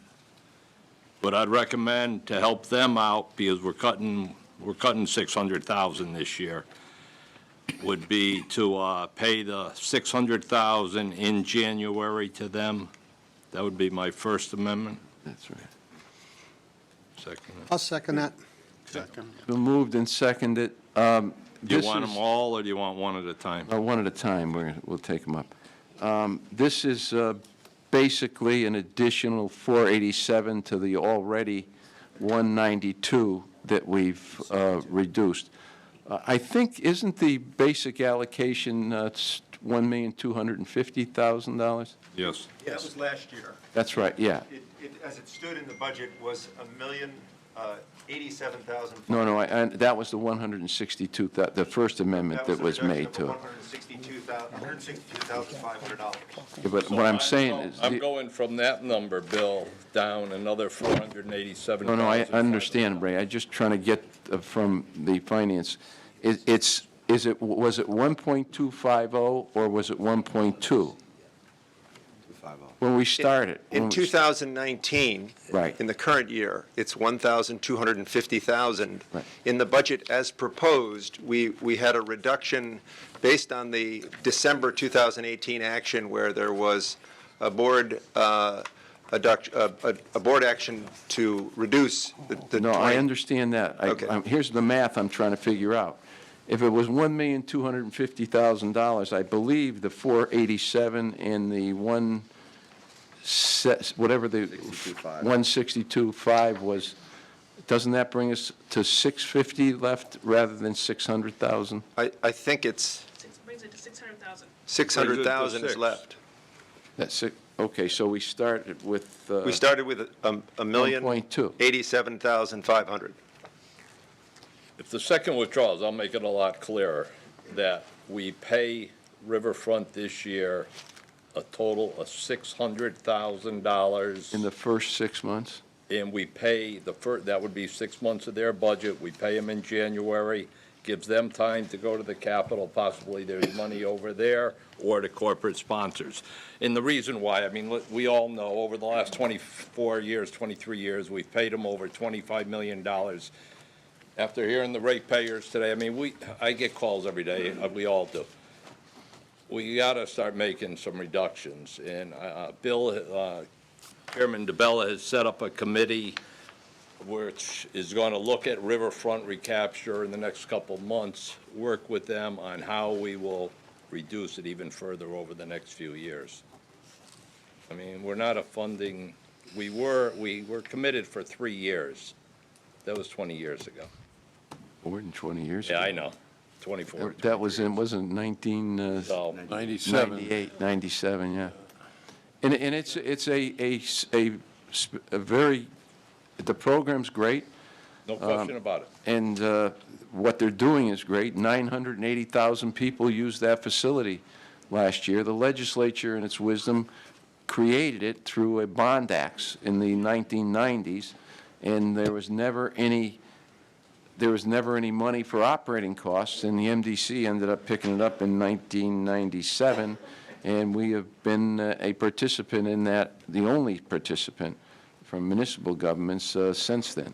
City of Hartford contributes to it, but other than the bigger region, than the 8-member towns, it's become a very difficult obligation, and ultimately we like to be, the amendment talks about this year 6 months of funding.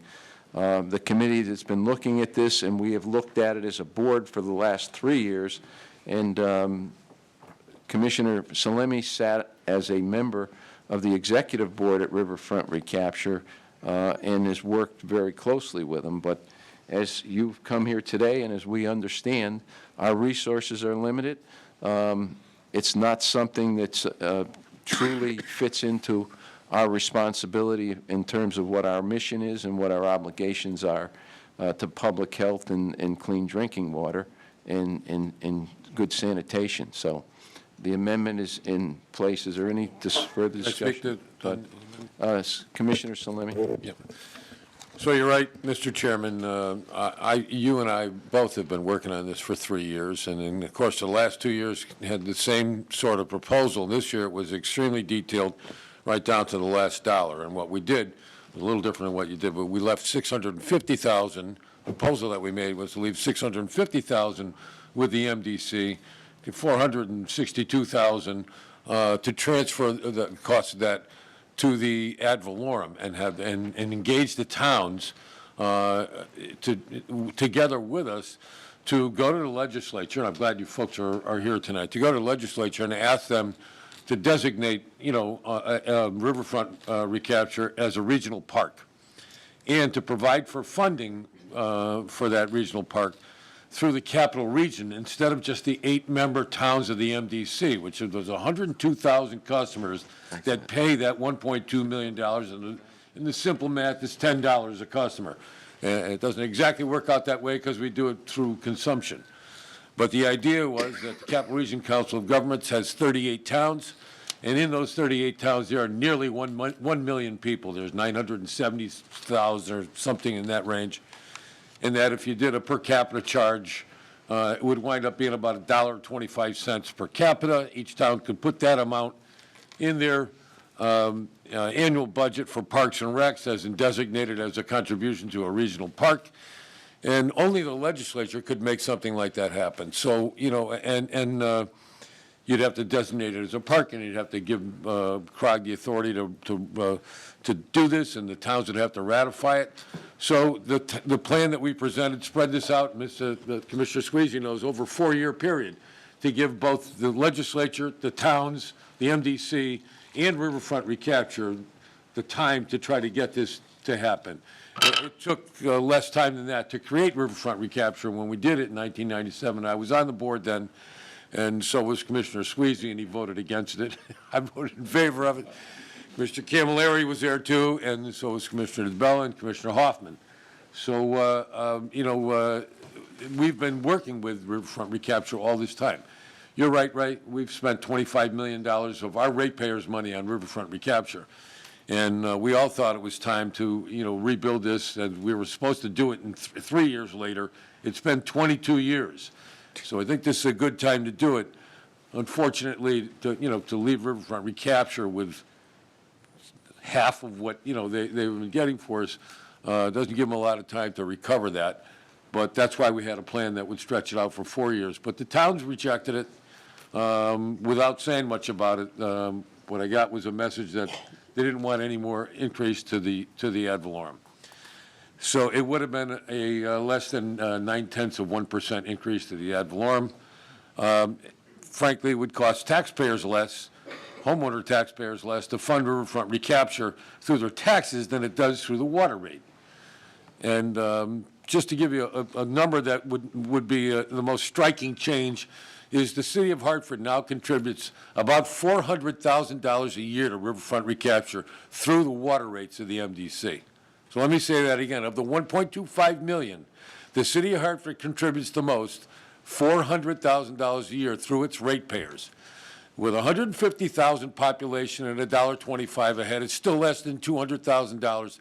The city of Hartford would contribute 40% of what it's contributing now if those costs were spread out across the capital region the way that we believe they should. You heard Chairman DeBella say that they had almost 1 million visitors to the park this year, and there are almost 1 million people in the capital region, the 38,000 capital region. So that was our proposal, but, it would take, I suppose we could pass it without the consent of the towns, but I think the towns might take that personally, and I don't think that we're going to do that. So right now, we're entertaining the motion made by Commissioner Sweezy. So thank you for the time to explain that, because the folks are here tonight. Is there further discussion? Commissioner Curry? Thank you, Mr. Chairman. As many here may recall, 2 years ago, we started the process for reducing our contributions to riverfront recapture. My concern is that 15 days from now, riverfront recapture is in day one of their budget. And at this late a date, and I represent East Hartford, and I would have great concerns that riverfront recapture, with such a reduced funding, would not be able to maintain the riverfront on East Hartford side of the river or Hartford side of the river. Not to say that the original proposal that was approved didn't bring us down to this number, but it did so gradually to allow riverfront recapture to find alternative funding, and certainly not with 15 days' notice. And we heard a lot of words tonight from the public speakers, some not so flattering, but one we didn't hear was fairness. And we were all sent a report not long ago regarding recreation areas in some of the other towns where we spend one town $381,000 to support that recreation area and $7.5 million over 10 years in capital improvements. Another, we spent $462,000 a year and over $10 million over the last 10 years in capital improvements. And these areas certainly do not serve the number of people that come to the riverfront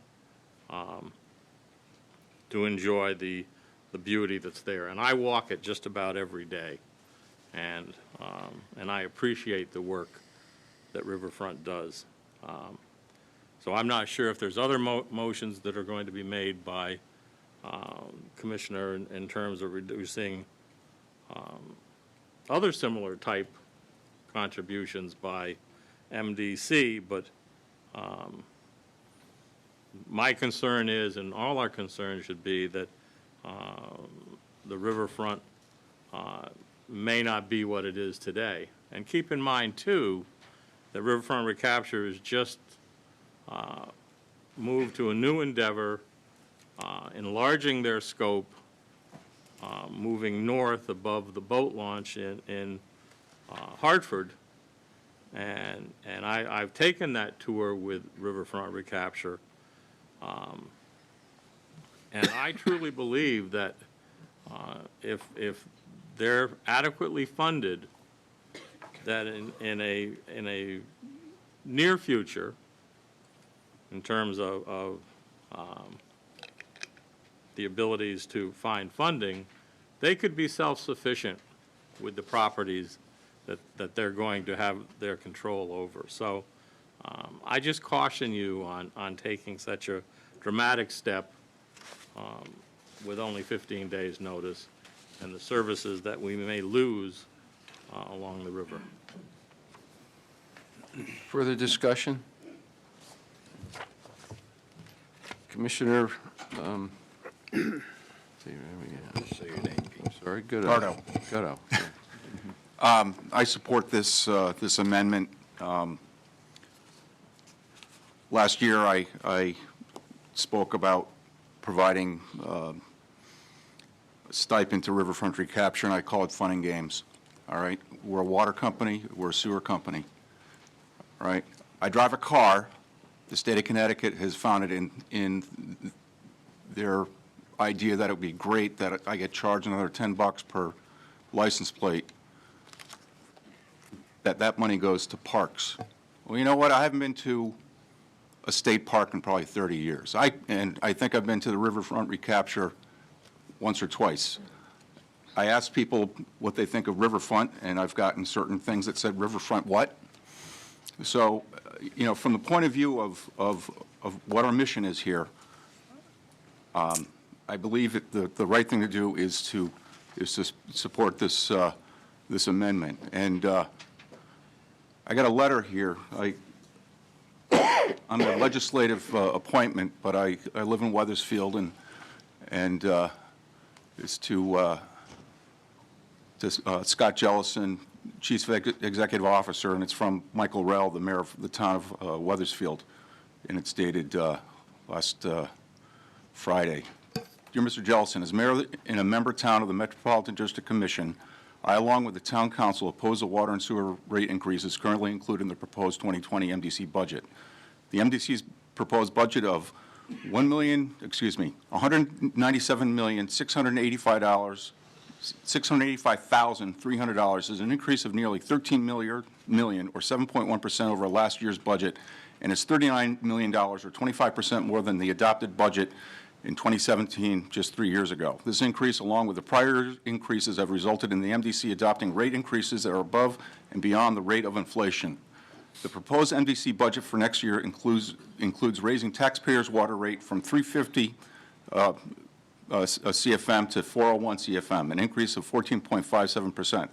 Coinciding in this increase, the ratepayers' sewer rates will raise by $1 a month, increasing it from 6 to 7, translating into a 16.6% increase. This is simply unacceptable given the year-after-year increases imposed on taxpayers in the past. We are respectfully requesting the MDC Board of Commissioners reject the proposed budget and start anew with a more manageable rate that will not do additional harm to ratepayers. So this is a step in the right direction, per what came out of the Wethersfield Town Council and what we heard from the public this evening. Thank you. Commissioner Payne. Thank you, Mr. Chairman. I support this, too. We all recognize that the recreation areas are an important thing, riverfront and our other recreation areas. But as you know, we've had a very difficult budget, and we just recently, we were able to have the staff find $640,000 that we needed that was recommended for the pension and our health benefits. And there's not many other places to find extra money to reduce the impact of this budget on our customers. And so I believe that this is a good start, and I'm hopeful that this would pass, and then I plan on making some amendments for the recreation areas that we have. But it's not something, I know it's a lot of use there, but, you know, we're not in the recreation business, and until we can sell more water or we can generate more revenue, we're going to have to make these tough decisions. And we should be proactive and do these decisions now, because as you're well aware, we've got a $2 million hole that we have to fill in 2021 for our pension and our health benefits. $2 million we've got to come up with. That's not including any reduction in our water sales or consumption or any of the other problems that we have. So I think we have to start someplace. It's a difficult thing that we have to do, but we have to take some steps until we can generate more revenue. I think we need to do this. Thank you. Commissioner Adele. I don't think I can support this at all, but what I would want to know from Commissioner Payne and perhaps Swayze is what other recreational cuts would you be looking at supporting besides this? Because I don't see us basically closing down riverfront recapture, which is what we would do. I think there are other amendments that will be forthcoming. Yeah, but if we do this, we know we're cutting riverfront recapture out. If they don't get legislative help with getting that reduced amount of $600,000, Be a they will 650. close. Oh. I think we shouldn't dance around that. If we support this amendment and we basically cut them in half, they will close. Thank you. Our ratepayers, Commissioner Sweezy? our ratepayers are going to get a rate increase on January 1st. I'm giving them we would give them $600,000 up front. If they have to cut their budget a little and just do half of, instead of $1 million a month, do $500,000. I'm not cutting them out completely. They're getting funding from us. They knew last year we were going to start cutting them. And our ratepayers are going to get the increase, not on June 30th, where they're going to have to go out and raise the money. Our people in our towns are going to be charged on January 1st. I will have other motions to reduce recreation throughout the district.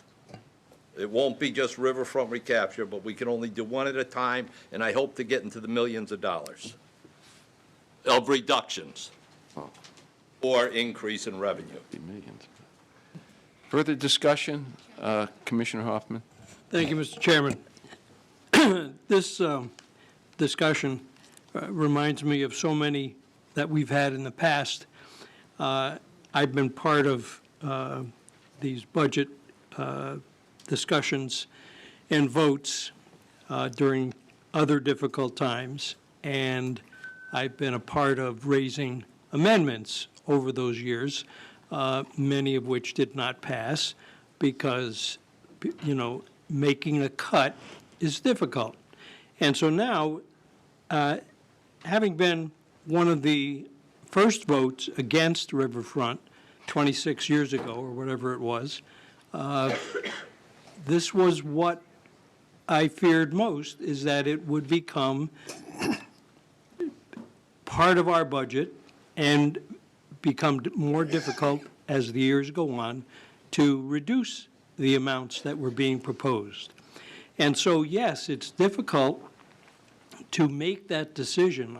I fully understand, and I appreciate the comments of Commissioner Curry in defending not making this cut.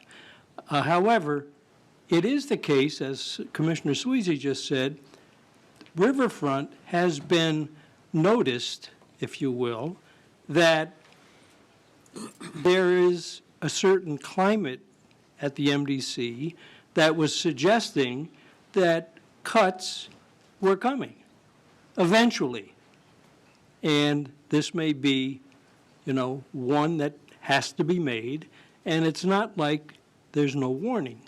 So clearly, I support the amendment, and I'll leave it there. Commissioner Hall? I guess, first of all, I'd like to say I am very appreciative that we have so many legislators here tonight, because this is one issue that so clearly, falls on both of our laps. I think Riverfront is a wonderful organization. I have supported them personally for many years, but they have been on notice, and they are very distinct from the other recreational facilities we have. MDC doesn't own this property. We're not doing any type of water or sewer activities on this property. And as I spoke to people in West Hartford, I was like, do you know we give over $1 million to Riverfront? And they were all like, what? They had absolutely no idea that this was part of MDC's budget all these years. So from my constituents, they don't think it makes sense.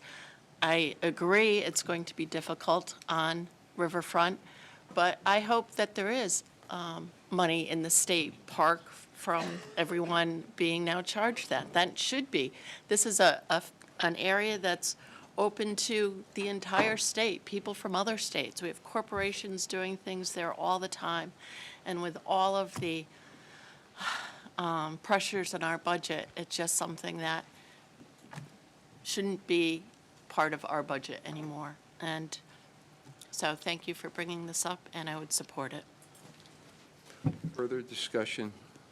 Commissioner Patel. Riverfront recapture participation came because federal government will not allow any other than City of Hartford to apply for funding for all infrastructure. Rule was that city take responsibility of maintaining it for its lifetime. The lifetime is defined by 25 years. So when MDC took over the responsibility, because city could not do it, 25 years are over, now they have to start finding alternative ways to maintain it. And that is a regional responsibility and not only City of Hartford. Further, anybody that hasn't spoken? Just a quick, I didn't see anybody else's hand up, Bill. I'll make, recognize Commissioner Salini. Sorry. All I wanted to say was to support somewhat what Commissioner Sweezy and Commissioner Hoffman said, is that I spent the past year and a half at Riverfront recapture meetings, as you said, Mr. Chairman, and they have been aware that I wouldn't say they knew we were going to cut them. They knew that we had contemplated, a whole new way to fund Riverfront recapture, and that, changing that we would try to get, for instance, the non-member towns also make this contribution, the same as the member towns. That we would move, if we would move this to the ad valorem, we could preserve it for about 4 years. And in that time, the legislature could do something different. So they were very aware that we wanted to make a change, and also asked them to speak to the towns. Now, whether or not they did or not, I don't know for a fact. I just know that the towns rejected the idea based on the fact that they didn't want to raise the ad valorem. And I thought it was a minimal amount, but I guess any raise is something that's wasn't acceptable. So I know that in my own town, it would have raised the rate. It would have been like 0.0025%, and any raise is too much. But they were aware that they could go out and campaign to make this work if they really wanted to. So you guys were right to say that they were aware of that. So. Further discussion? Commissioner Vecino? Can someone read the amendment again, please? I have it as Riverfront will be paid $600,000 in January. Well, thank you.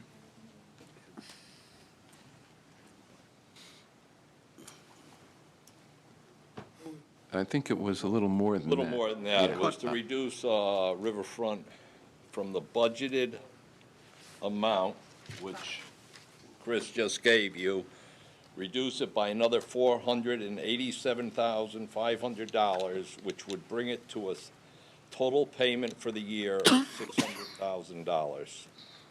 This is a reduction of $650,000 in the budget Of that the was total proposed, budget from proposed proposed. by the staff, or by not the staff. Not exactly, no, Not it's a exactly. 400.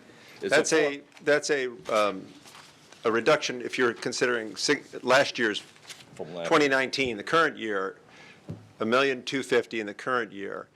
The budget for 2020 as proposed was $1,087,500. So we had reduced it in the proposed budget, and now we're talking about a further reduction of Which will $487,500. What will end up being a $650,000 reduction to the Riverfront recapture budget. From last year's. From last year's budget. From Right. 2019, yes. Right. Yep. Yeah.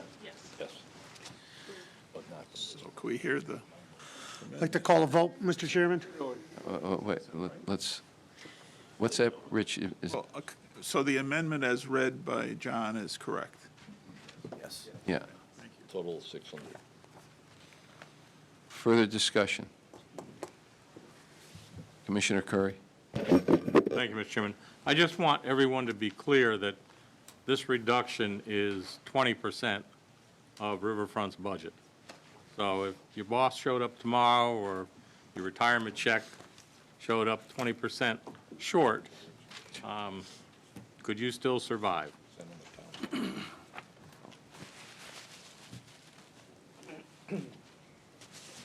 Commissioner Vecino again.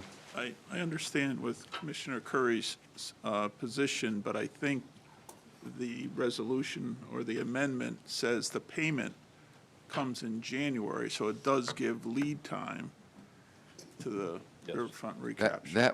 That was articulated, I believe, by the proponent of the resolution, that the $650,000 reduction would be on the full year's budget allocation.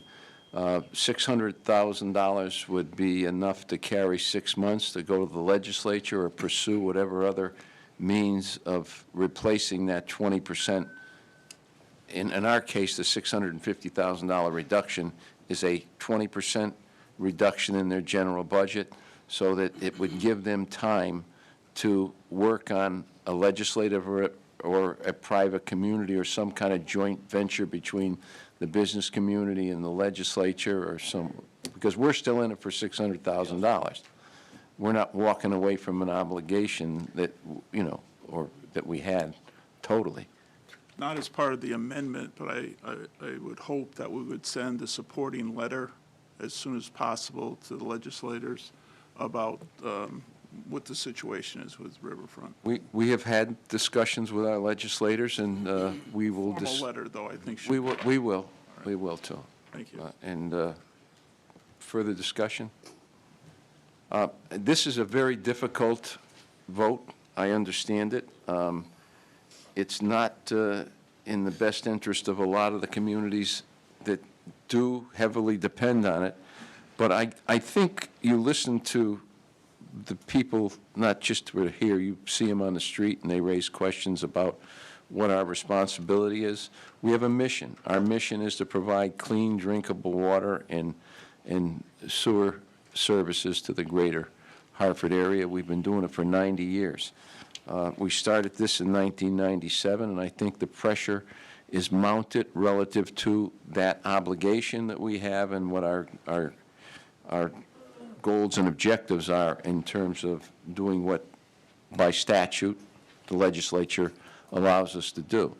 And I think it will, in its time, that we have a meaningful discussion on the fact that we don't have the capacity to provide the $1,250,000.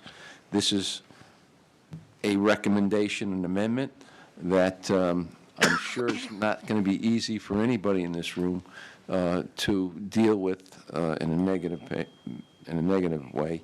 But it's a reality of what we're dealing with in the economy, in the support we have, and a whole lot of other things. So I am going to reluctantly join the proponent in this, because I think we have to bring this to a head. We have to bring people to the table, and it's real, and it's dramatically affecting not only our ratepayers, but also our towns in general. So that's where I'm going to come down on it.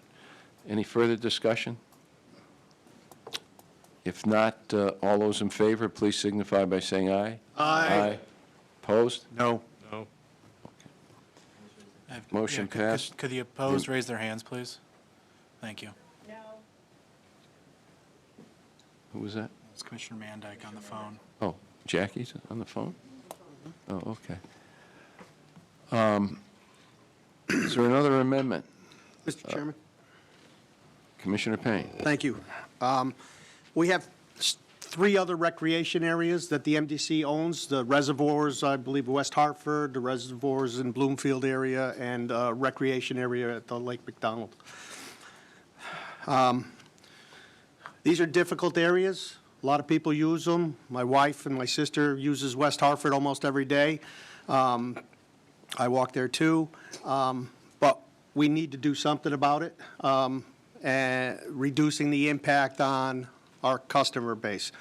So I would like to make an amendment that we reduce $200,000 from the combined three areas. And the reason it's only $200,000, I believe that that would still provide them to be open at all times still, but they would make some minor adjustments so that it wouldn't be a real big impact on towns like West Hartford and Bloomfield. So I believe that's a reasonable reduction at there. So it's a reduction of $200,000 from the combined 3 recreation areas. Is there a second? Second. Okay. Friendly Discussion? amendment here. I would just like to amend that actually says to Scott, that cuts will not be achieved by reduction in services, access, or daily hours at any of the 3 reservoirs. It's going to have to be basically done with staffing, and that's going to be in the motion. Is there an objection to the amendment, No friendly objection. amendment? We haven't had a second on it. I second it. Oh, no. So that will be incorporated into the initial amendment, and there is a second to that. So, I'm sorry. I'm sorry, Commissioner Taylor? By reducing staffing, is that going to create any additional liabilities on our part? I mean, for example, at some place like Lake McDonough, where there's swimming, What- does that mean that we're not Why going don't to? we direct that to the Chief Executive Officer? Do you want me to answer? Yeah. Yes, okay. To the amendment, I'm just going to give a couple of examples of what we have done over the past 5 years. MDC used to pay overtime for our staff to be for, let's say, West Hartford Filter, to make sure that the red loop was plowed prior to the reservoir opening to the public. So there's a cost associated with that. So what we had done and have done we do not pay overtime to plow the red loop. We plow it if we need to for access for maintenance activities, but we don't come in and pay overtime to access the red loop for the public. Those are little things that we're able to do. We'll be able to do things like that without reducing, to the amendment, without reducing the access that the public sees. Another example of Lake Madonna is we used to spend a lot of money, and then that $7.5 million in debt service was to improve and build new toilet facilities, all for those facilities to really require lots of maintenance. And we went to utilizing porta potties, which saved tremendous amounts of money. So we will do things like that to achieve that $200,000. And we most likely will utilize not filling some vacancies, so do more with less. We do have the multitasking job description that we're now implementing. It's a good timing. We can utilize that new Facility 1 position to help multitask to reduce the staffing levels in those 3 areas. Commissioner Vecina? My question is police, public safety. When you talk about reduction of staff, I would not want to see any reduction in Metropolitan District Police Force at any of our facilities. Is that? We wouldn't be cutting. Yeah, so we wouldn't plan to, just another example, as we know, we've talked about this at numerous meetings over the last couple of years. We've been having a difficult time getting lifeguards. So we typically would range anywhere from 17 to 20 lifeguards, and that gave the MDC the ability to have 2 beaches open at Lake Madonna. So what we did, because we were not achieving those mandatory, our goals, as we know, the state of Connecticut, their park system, they allow people to swim at their own risk. We have chosen as a board not to allow that. So what we did was we closed one of the beaches. The public still has full access to the East Beach, which is open. It allowed us to provide the service without reducing the impact to the public, and we can't find an additional 10 lifeguards, so that is how we achieve that. To your point, Commissioner, we're not going to allow activity to occur without the proper oversight, whether it's lifeguards, police, or staffing. I agree with you 100%. just a Further follow-up question? question. Do we have emergency call stations at any of these locations? Chris, yes, we do. The blue light system at Lake Madonna, we installed. Now, so remember, just as at Lake Madonna, we're talking about roughly a $500,000 cost, true cost. It's true recreation. We're only collecting about $75,000 in revenue. Now, one of the options is to increase the cost. Now, what we have done over the years is we try to mirror the image of the state park system, so we don't try to charge more than what the states are charging.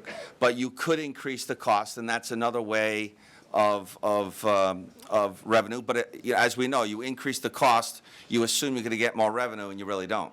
So we understand the concern of the commissioners. We're not going to reduce the police or any kind of safety or lifeguards. We're going to find creative ways to save $200,000. Commissioner Avedisian? Well, I agree with the $200,000 reduction. The Second Amendment on top of the First Amendment, I have an issue. I think we don't really need that. I think we have someone here in Scott that he's our president, our CEO. I don't think we should tie his hands. I think we should allow him to do his job, unless we think he doesn't know how to do it. I think he'll do what he has to do to reduce that money, and I just don't think we should tie his hands when we're doing it by putting certain amendments on there saying you can't do this, you can't do that. You need to do your job. And I got votes that want that. That's up to you. Commissioner Magna? I just wanted to be very clear that the access and services people have to our recreational facilities today will be the same next year, even after these reductions. Yes. Thank you. Commissioner Dell?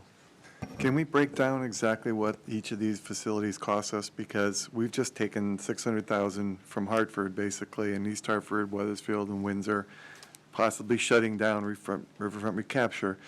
Why do we not only take $200,000 from these other three facilities and basically impact them not one bit? So how much is it costing us for West Hartford? How much is it costing us for Barkhamsted? So we sent this chart around to all the commissioners 2 weeks ago, whatever it is. The challenge with West Hartford and Bloomfield is that total cost is approximately $380,000. The question is, so as we talked about staffing, the same staffing in West Hartford and Bloomfield is they're plowing the snow for both recreation and they're plowing the snow for the water treatment operators to access the reservoirs to take samples on a daily basis. So they're one and the same. So the challenge is dividing an individual's job. It's almost impossible. So the way that we save the $100,000 is we do more with less. We hire one less, we utilize the multitasking job description, and that's a creative way to not impact the residents in any way, but do more with less. In Lake Madonna, the challenge we have is $462,000. That's purely recreation. So you could close the doors tomorrow, and you'd save $462,000. The challenge that we have is our allied town agreements that we agreed to back in the 30s, 40s, and the 50s, and amended in the 60s. Although we can say legally Lake Madonna is not part of the allied town agreement, but the perception of our watershed towns is it is. So we'd have a huge battle on our hands to say we're not going to provide any recreation to Lake Madonna. And like I said, there's a number of things. We used to have 20 boats that you could row across Lake Madonna. We have gotten that down to less than 10. And because if there's 20 boats out on the water, we have to police that. We have to make sure people are safe. So how do we save money? We're providing the service. Yes, it is restricted. We used to let the boats out for 8 hours, and we'd have to go chase people where they went with the boat. Now we say you must go to the police barracks. You sign up, you only have the boat for 4 hours. Everyone who enters his boat leaves their form of identification. They're not allowed to get their license back until if 4 get in the boat, 4 come back to the police station. So there's things we've done, lifeguards are mentioned, that we're not removing the recreation. We're just simply being mindful of doing more with less and trying not to impact the public. Commissioner Curry. Thank you, Mr. Chairman. And thank you, Scott, for that information. It's certainly enlightening.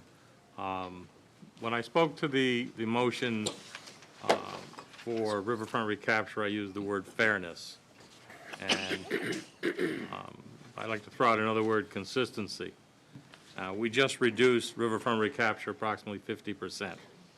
The motion now before us is to reduce a recreation area 20%, about 25%.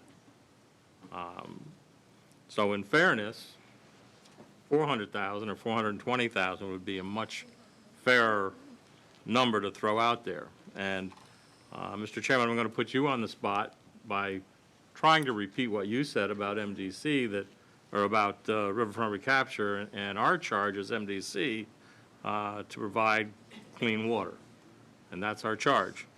So the logic for reducing riverfront recapture should be applied to the proposed reduction for any other recreation area. And I would say that these communities and surrounding communities can contact their legislators and find alternative funding, just as was suggested that riverfront recapture do. So I move to amend the motion, amend the amendment, I'm not sure where we are. Amend the amendment. Second.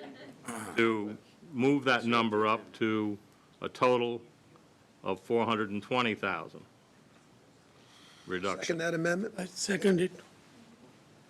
The amendment is to amend the existing amendment by a number of $420,000. With no other amendment that would prevent Closing. our administration from administering those new dollars.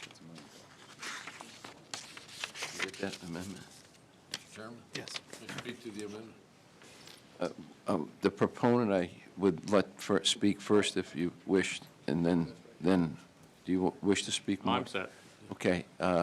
Thank you. Commissioner LeBeau. I would, for the reasons that were just cited by Commissioner Curry, I would support this amendment. It is a matter of fairness. The two towns that are most impacted at this current time by cuts to riverfront recapture, which I supported verbally in that vote, are East Hartford and Hartford. Two of the poorest communities in the state of Connecticut.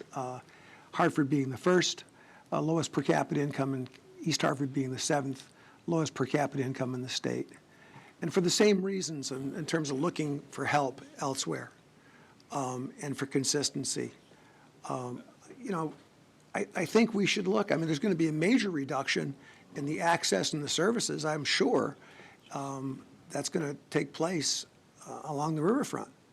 Now, I get distinctions, I hear distinctions about this is not riverfront, this is not MDC property.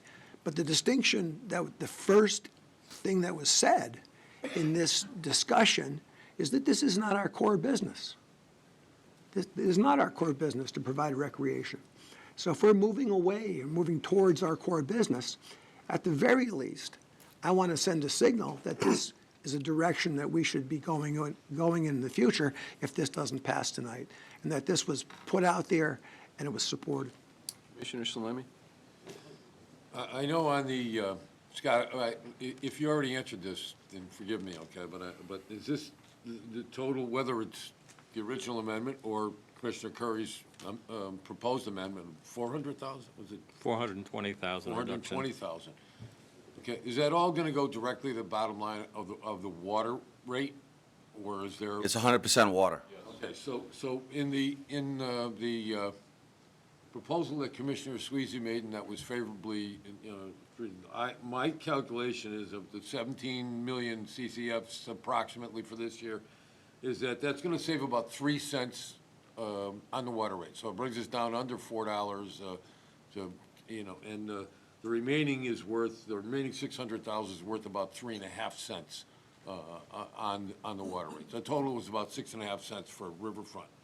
So 400,000 would be another, or 420,000 would be almost another 3 cents off the water rate then.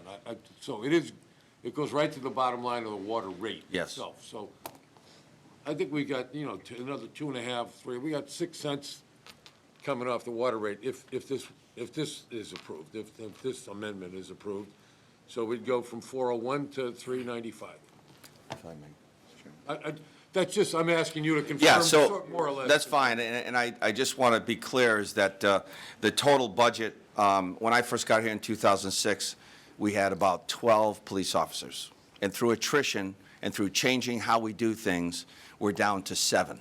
So now we have 30,000 acres of land. We're the second largest landowner in the state of Connecticut. It's impossible to police 30,000 acres. We have land in Massachusetts. So what we have done is utilize our resources of our police department to do things other than watershed policing. And so what we've got them providing security in different locations, the customer service department, those kinds of things. So when you talk about in 2006, our overtime budget for patrol was $600,000 a year. This year, and for the last 5 or 6 years, we've been under $75,000.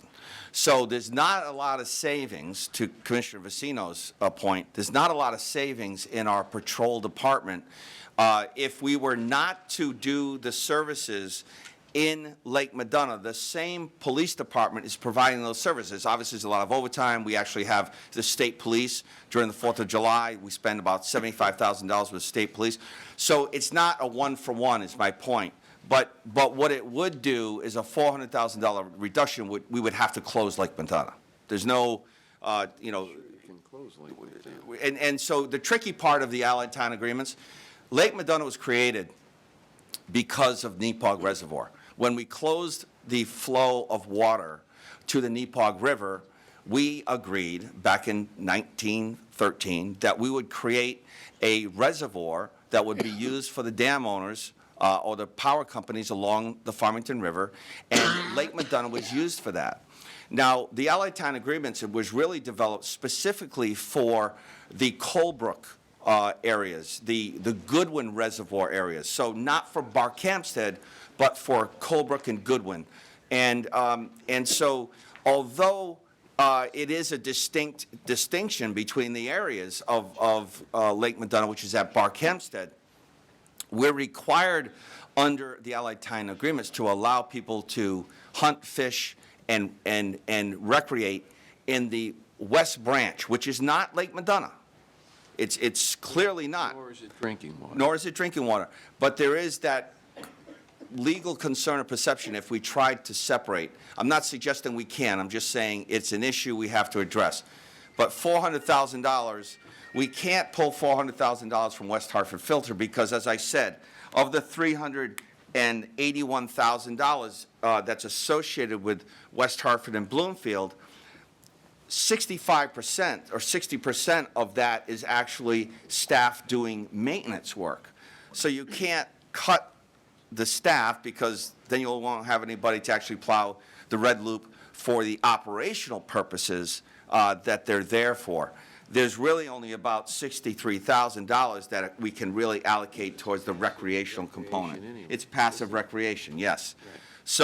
So the point is that $400,000 would force us to eliminate any activity at Lake Madonna. And that's a significant issue because under the agreements we've entered into over the years, we built the reservoir system, the compensating reservoirs for the flow in the river. What do we put, 40 million gallons a day on average? Every single day we put back into the river that we take out of the river in the spring, when you have too much water in it. Our watershed does not take water directly out of the river.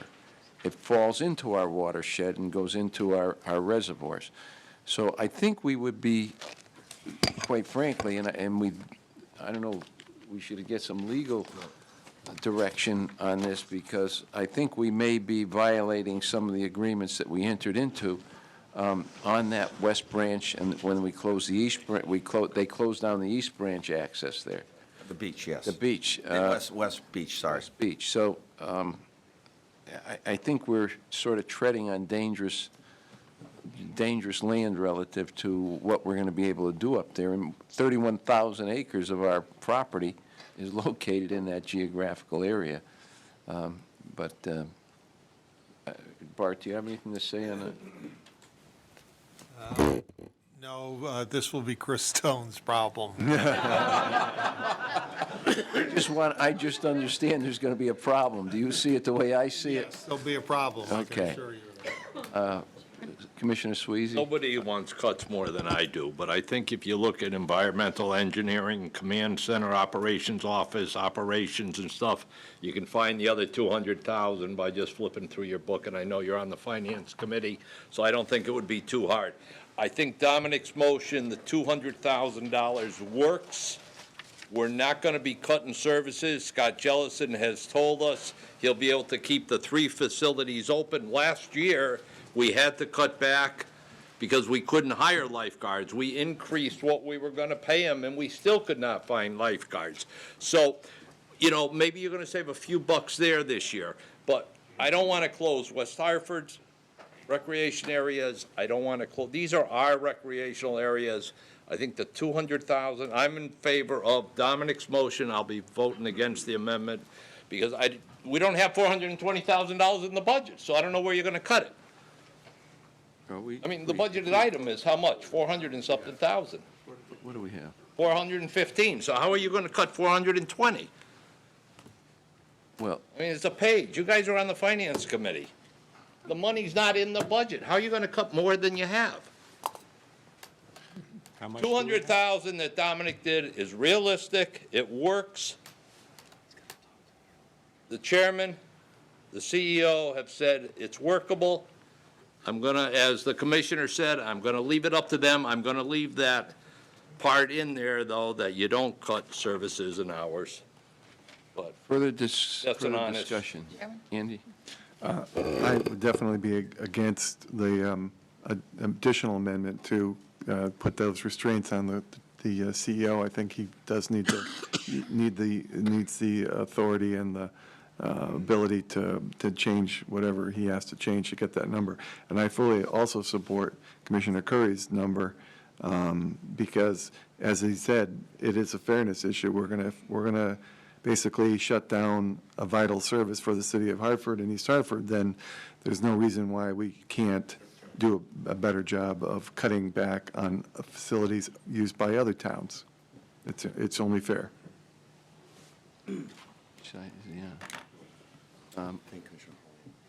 Who hasn't spoken? I'm sorry, Commissioner Hall.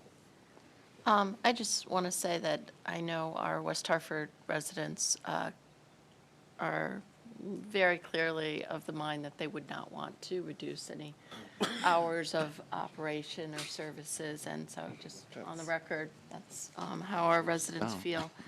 I do think that there is a difference between the passive that's going on in West Hartford and Bloomfield and some of the boating, so I would strongly encourage us to see if we can't cut some of that out.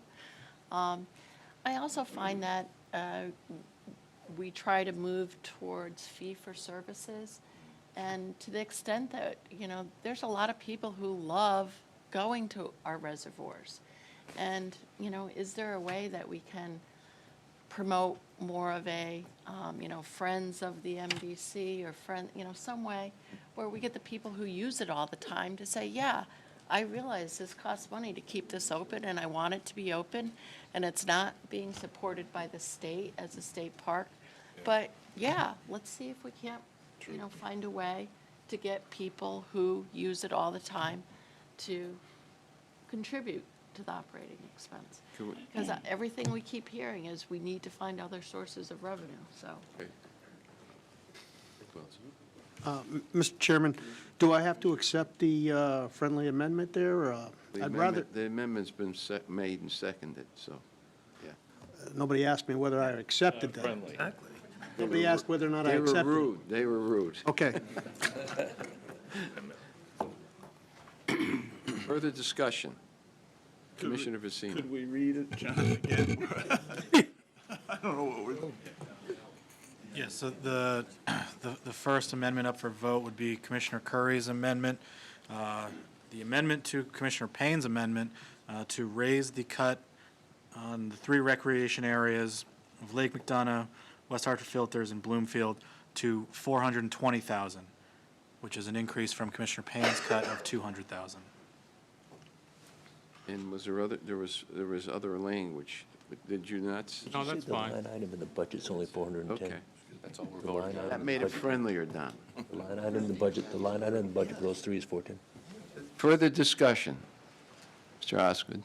It seems like there's an issue of fairness. I believe that we're cutting the riverfront by about 50%. The line item in the budget for these 3 recreation areas, I believe, is like $410,000. A 50% reduction in that line item would be similar to the 200, which would seem to make sense, and keep the facility open, which would otherwise create problems for us. So I think the amendment as originally proposed is appropriate. Because this number is, you can't separate it. It's not. Well, he's not making a motion, but we are dealing with the existing motion that Mr. Curry has proposed. Further discussion? Commissioner Curry? A question for our Director of Finance. Chris, could you answer? According to the spreadsheet that was sent out to us, MDC spent about $820,000, $830,000 on these recreation areas. How much did we budget? Do this. Well, we have a recreation budget, which is 5420020, and the proposed 2020 budget there is $415,500. But I'm told that doesn't account for all of recreation, that there's recreation embedded in, I think, 502 or 503, which is that watershed management? Or is that reservoir operations and maintenance? So 5033020 also has costs associated with recreation. I mean, that budget is $1,921,000. I don't know how much of that is recreation. Lisa, is that easy to know? If I may, the chart that we sent out, Chris Levesque, our COO, developed, we're taking all of the, remember, you've got line items, and we'll use the police department as an example.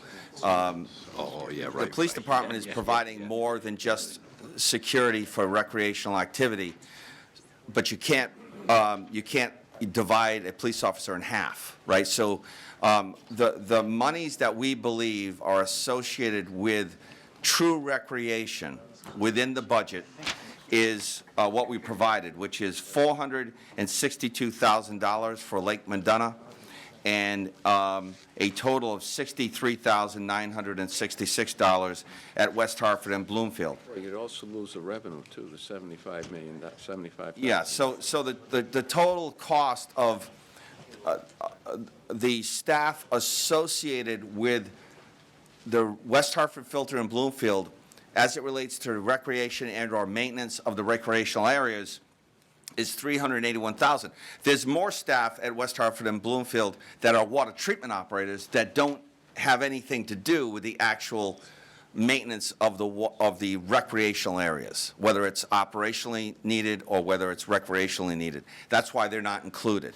So we're really talking about a specific group within each cost center that are dealing directly with some form of recreation. All right, well, according to this spreadsheet, for the recreation, you spent $843,528.10. Correct. And you're telling us that these dollars are spread out in different areas of the budget, and we didn't transfer any funds to cover, so obviously there was enough money budgeted to cover this. Commissioner, just to clarify, though, the chart that you're looking at, the top chart for West Hartford Filter and Bloomfield, we delineate the difference between the actual cost associated with maintenance for recreation, which, I'm sorry, which is $63,966. The other expenses are more difficult to divide out because the same people are doing the maintenance that is doing the recreational maintenance. So the maintenance for the reservoirs, plowing the red loop, gaining access to the red loop, they're serving both the needs for operations and both the need for people to recreate. So then the spreadsheet didn't really answer our question on how much, what dollar figure you put on the cost of the recreation area itself, outside of the normal operating budget for this. We tried, but the challenge is, as again, we've got staff. I think for all intensive purposes, that cut would eliminate services, wouldn't it eliminate services in Lake McDonough? Well, for West Hartford, in order to. West Hartford, I'm talking Well, about he's Lake- talking about West Hartford. Oh, I'm sorry. Yeah, so if we were to reduce the budget by $403.55, we have 2 FTE patrol, so you'd have to eliminate 2 patrol officers, and you have 3 FTEs for other security, temporary security. That's my point. You could reduce it, because we're talking about FTEs here, right? But if you reduce 2 police officers, then you've reduced the staff from 7 to 5, and we're stretched thin as we are in patrol. So that's our challenge. Start affecting security, really. Further questions, discussion? We also have, at West Hartford, I walk it quite frequently myself, we also have a lot of parking lots and other roads that wouldn't necessarily be impacted for maintenance. So, I mean, we gotta plow, we gotta, parking lots, we gotta maintain parking lots, and we certainly have a level of liability anyway up there. We would still plow, but. Well, yeah, Under- you under could plow a straight line, you don't have to plow it at all. Well, the capital investment is, as everyone knows, if you've walked the Red Loop prior to us paving it, it was an old tote road, a broken up asphalt. Now, we paved that, and you see the numbers here. That's, there's roughly $2 million associated with paving that. Major capital improvement, and does that benefit operations? It does. Could we have lived without it? Yes. Could the recreators live without it? Yes. So those are the kinds of things that we can decide to do or not do that can save our water rate payers money without impacting services to the access to the areas. Well, Mr. Chairman, Commissioner? that's part of my point, that we're spending on average $1.7 million a year in capital improvements on these areas. So with the reductions you can take out of the right side of the ledger, which I'm told now are not exactly the right numbers, coupled with what you can remove from capital improvement costs, because that would be up to your discretion. You could take it all out of capital improvement costs if you wanted, because my amendment didn't handcuff you. Yep. So the money is there. Where you find it, I'm not looking to shut anything down. I'm just looking for parity and fairness and consistency in what this body does. Let me see this. Capital improvements are all expended. That's, already spent that. Just for information's sake, the capital improvements have all been expended. So we've committed ourselves to those capital improvements. So, 2.532 at the reservoir areas and $7.5 million at West Hartford. So that's not accessible money. In the future, it would be if we were going to invest anything else in there. I believe we can change our vote on that this evening. What's that? What's On the that question? motion on the capital expenditures, I believe if we want, we could change our vote on that. They're not. We've spent them. Yeah, Those this is are- our money spent. That's not money allocated, that's Yeah. not, that's been allocated, not to be allocated. Commissioner Patel? Can we look at raising revenue, charging people some fees, and asking the town to contribute? We do charge fees at Lake McDonough. I think there's Right. $75,000 in fees in Same there. thing at West Hartford. As many people said, they have not gone to riverfront. I have not gone to West Hartford either. We enjoy Point is, let us charge. the liability, the issue with the pipe gate, right? So the legislature passed a law that says we're exempt from any kind of liability lawsuits because we don't charge. So, right, Bart? So if we charge, We're going to have to we're take going to out be, insurance. we won't be exempt from state statute. And I How think about that going cost- to the town, asking for help? What did that lawsuit cost us? It was, Yeah, we paid $1.3 million out on that accident. After that, the legislature allowed us to be exempt from suit. However, they put a provision in there that said, as long as you're not charging people to go there, so that'd be penny wise and pound foolish. I understand your frustration, but it would be a big headache if someone came there, and we'd have to insure the facility then. Further comments on the amendment, Mr. Curry's amendment? Are you ready? Okay. Yes, actually, Mr. Chair, if I could just clarify, Commissioner Curry, does your amendment solely replace the dollar amount of 200,000 to 420,000 and It includes would. the friendly amendment that there will be no reduction of services, access, or hours? Does not. Okay, so your proposed amendment is that the 3 recreation areas will be reduced by 420,000? Correct. Okay. Replaces the other, okay. Mr. Chairman? Yes. And just a clarification, if we approve that, we'd have to shut the lake down. Is that correct? Yes. the budget for Lake Madonna is $462,000. Okay. That's not bad. Which would create. So you would have to close that down in order to Yeah. comply with that? Okay. I I'm would- not in favor of that. Thank you. Further discussion? If not, all those in favor, please signify by saying aye. Aye. Opposed? No. Do you want to do it by hands? Do you want to do a roll call vote? Do roll call? They can do it by hand. Okay. All those in favor?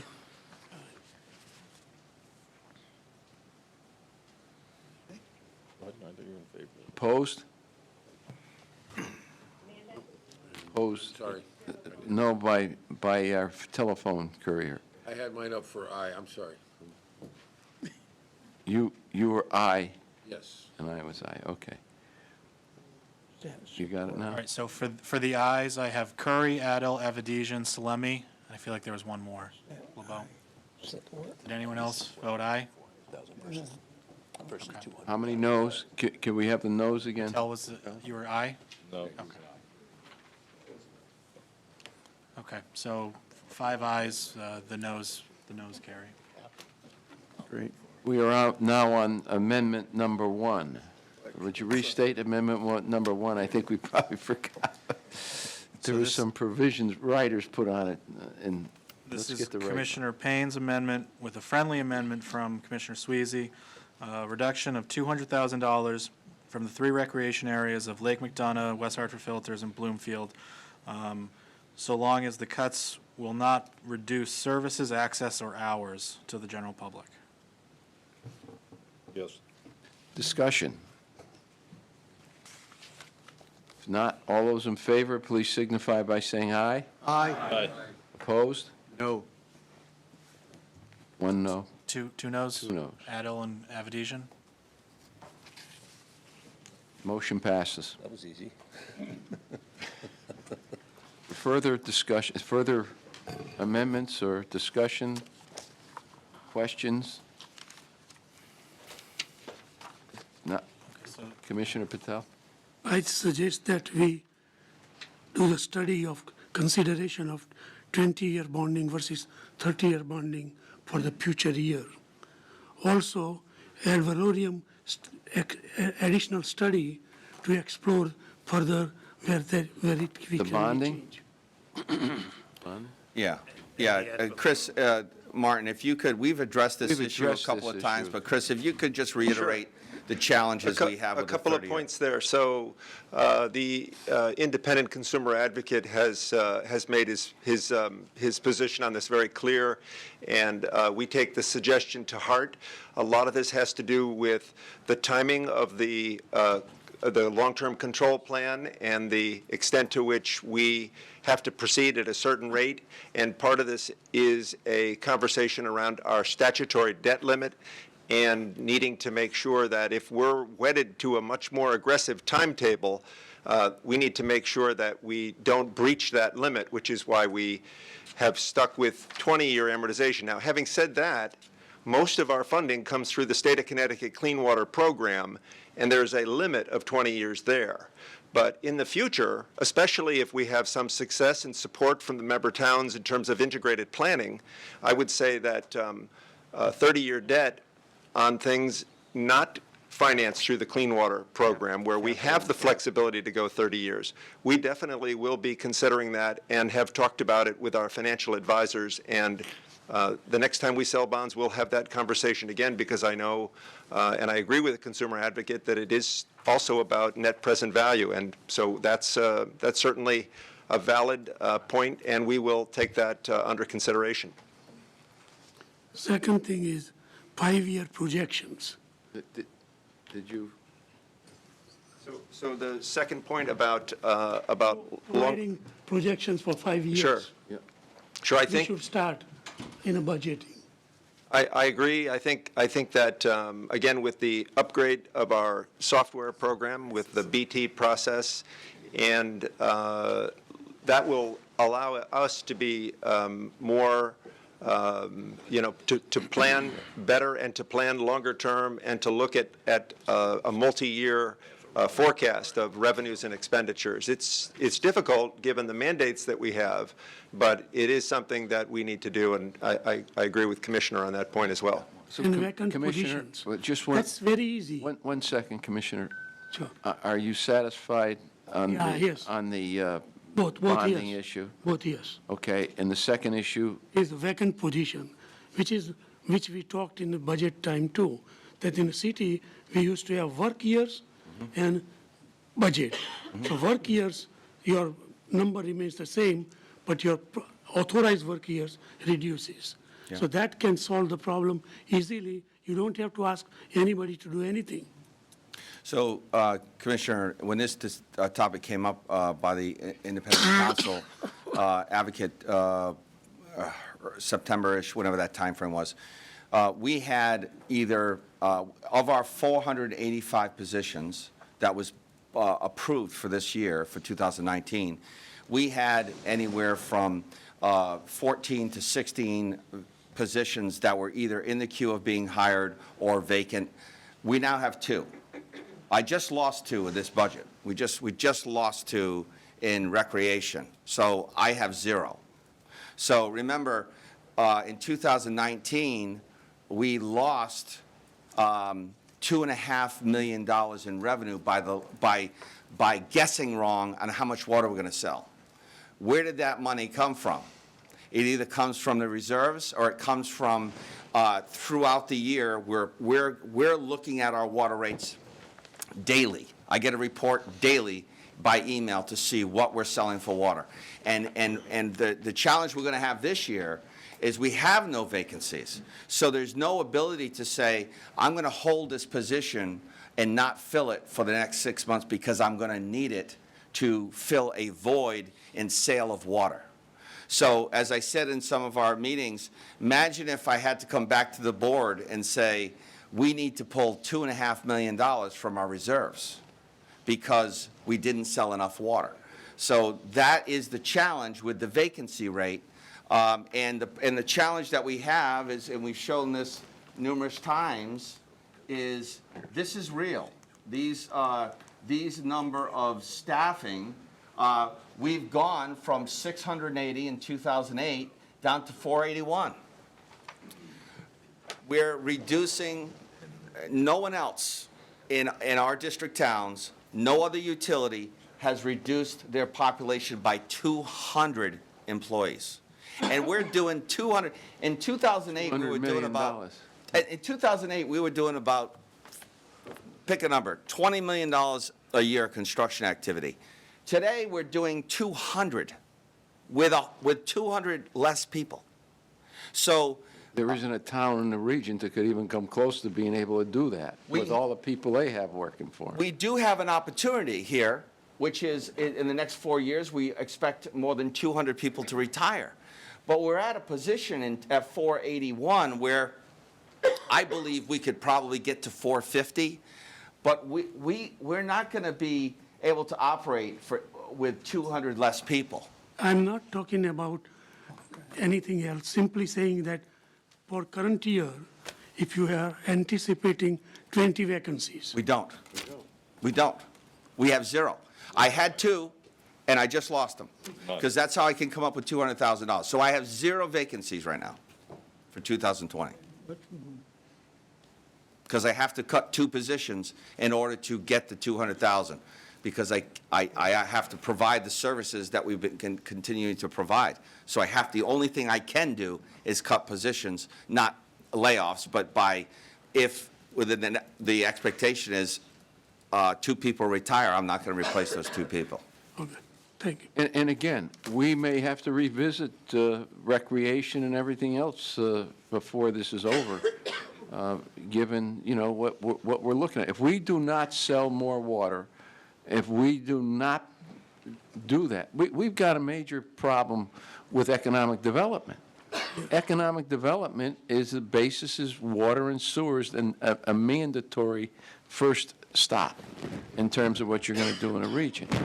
We are in a situation where, by what we did in the Niagara issue, we are now, people across the country that are economic development experts start looking at this and saying, wait a minute, you entered into an agreement with someone, then you change the agreement. That's one of the reasons we're not selling 1.2 million gallons to Niagara. We're selling 600,000 gallons. So we've got to go out and we've got to talk, this has got to be part of the legislation we're talking about, is be able to make a commitment to a company, whether it's a manufacturer or anybody else that's coming here for water. Let's not just say, oh, it's going to be a water bottling company.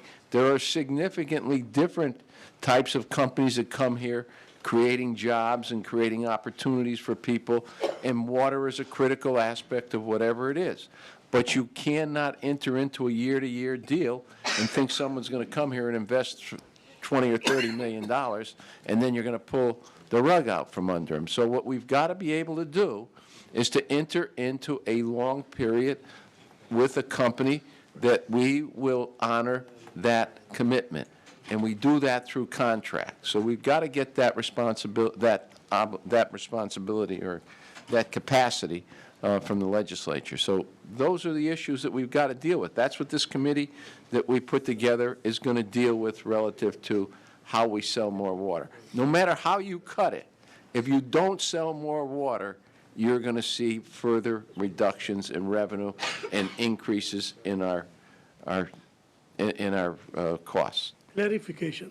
Point of order, Mr. You are Chairman. projecting What's the point? 2020. On task with the budget? You're right. I'm sorry. We haven't, well, have we finished the amendment? I asked if there's any other amendment. Finish the amendments. All the amendments are finished, so if someone wants to raise a question, they're, Yeah, I raised the question. 2020, we are projecting retirement of 38. How many positions we carried in the budget? total minus 38 or total minus 19? I don't know anything until somebody puts their papers in. So the question is, our contract expires in 2021, right? So we had a 4-year contract. The expectation is that people are going to retire in 2021. Do they retire in 2020? We just don't know. We're guessing. So in anticipation of guessing, can we not budget fewer positions, and then if you have to go to the well, whatever your emergency budget is? We don't have an emergency budget. Have a There is no emergency budget. If I don't fund someone's position and they stay, Slush fund. I have to lay them off. I mean, I don't have the ability, I have no flexibility. If I had, right now, if I had 3 or 4 or 5 or 6 vacancies that I could play with, that I could utilize and protect, we also have to understand, I don't know how many people are going to, right, I don't know how many people are going to get hurt in 2020. So every person that gets hurt, I have to hire someone because they're out on workers' comp. They're not physically here. So I got to find a way to get the work done. And as we get less and less employees, those worker comp issues become more and more important. So I've got to be able to get the work done. And if I have every position filled, it's impossible for me to guesstimate how many people are going to retire. Because if I guess wrong, I got to come back to the board and say, we need more money, right? And we'd have to adjust the water rate or the ad valorem to the towns. And then the board will tell him to retire. Yeah. Is there further, Commissioner Pacino? Before I offer an amendment, I'd like an explanation on the IT budget.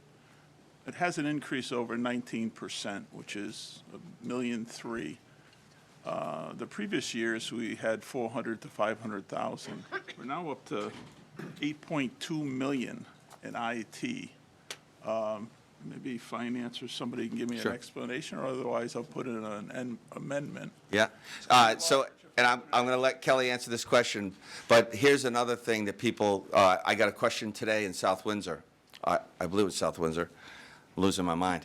Somebody said, can you go back to the electric budget? Why did it double?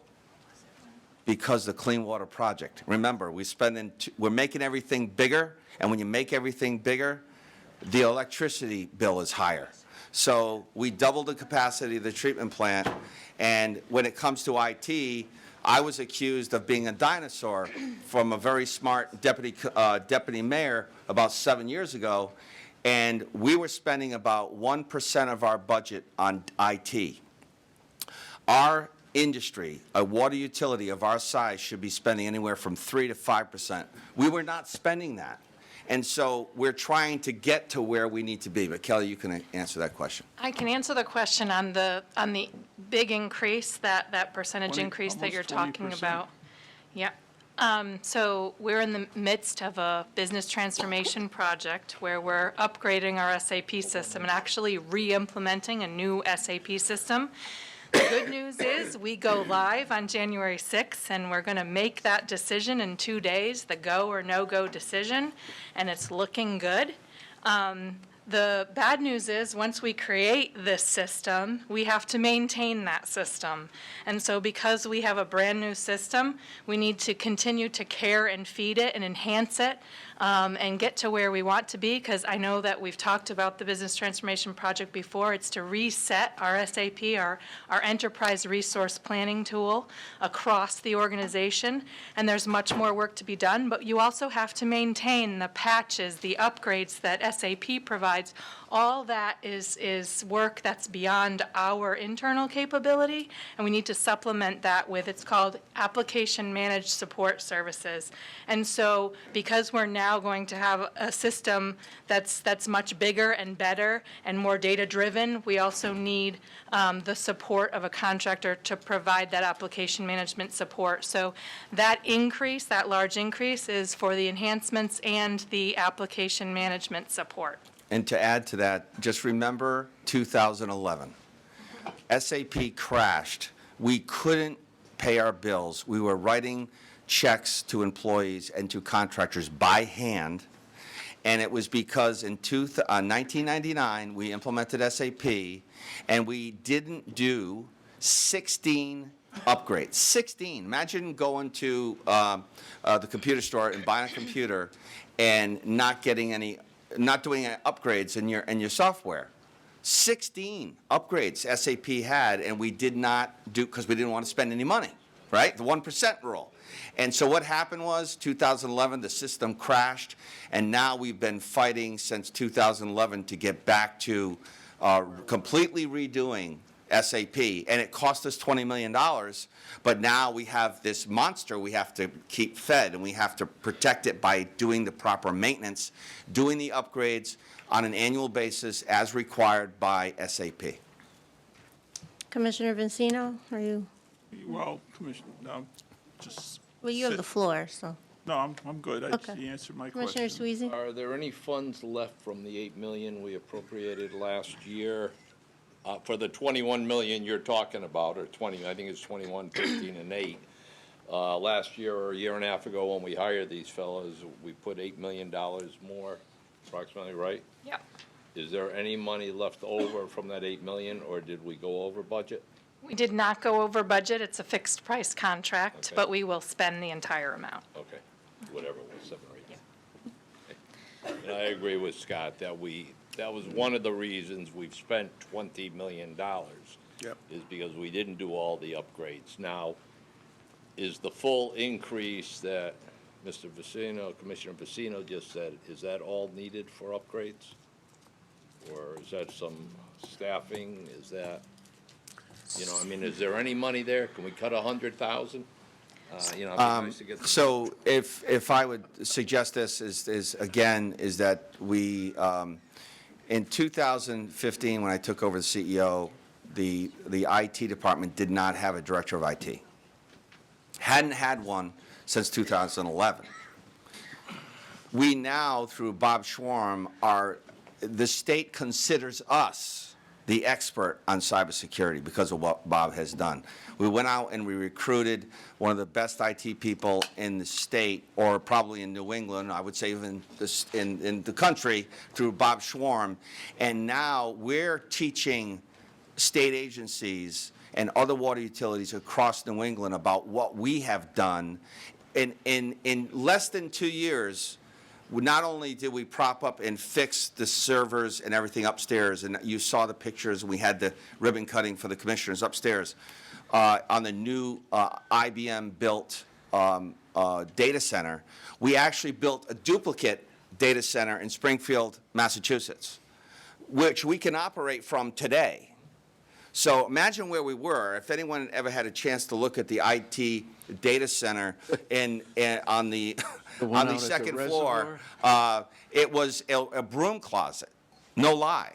And so now we actually have a system. Not only is it a state-of-the-art computer system upstairs in My this question, building. Scott, can we find Can- some money in No. the account? No. Yeah, Okay, that's I was all just, I have. can I add one thing? Originally in our budget, we had budgeted $1.5 million for this, and through the budgeting process with our member towns, we actually cut $300,000 from this very budget. Further discussion? Commissioner? Yes, Mr. Chairman. On section 4021110, page C119 and C120, under water pollution control, there's administration, and the budget is, for this particular line item, is increasing by $143,400, or 56.6%. And the reason is to fund a manager of water pollution control. Yes. And so my question is that we didn't have one last year, or the year before that. How do we get by without this position? And is it an opportunity for the budget, for the ad valorem? Because this is the water pollution. Yeah, so we've done a lot of that. Right now, so I, as the CEO, went without a chief operating officer. I was the chief operating officer for almost 5 years. We now have a replacement Chris Levesque, who's the Chief Operating Officer. So we went 5 years saving money, 5 years saving money on a CAO, which now Kelly Shane is. Kelly Shane is working today as the CAO without a manager of procurement. She's doing both jobs. Tom Tyler is our director. He was the manager of water pollution control. In a way to save money, we have merged the water treatment and wastewater treatment labs. Way to save money. We have also merged water treatment and all of the facility plants, water treatment and water supply, with the wastewater now under Tom Tyler. What did that do for us? We saved monies over the last 3 years on a manager of water, wastewater. But what it has done is helped build two departments that never talk to each other. We have a hydro system on the water side. We have succession planning problems for that employee who is going to retire. We also have people on the wastewater side that operate the heat recovery. Identical technology, but yet they're two separate entities, and by merging them under one, under Tom, now we're developing succession planning for when Tim Anthony retires, because we have and are building the expertise in wastewater. So the challenge we've got, Commissioner, is we've gone as long as we can go.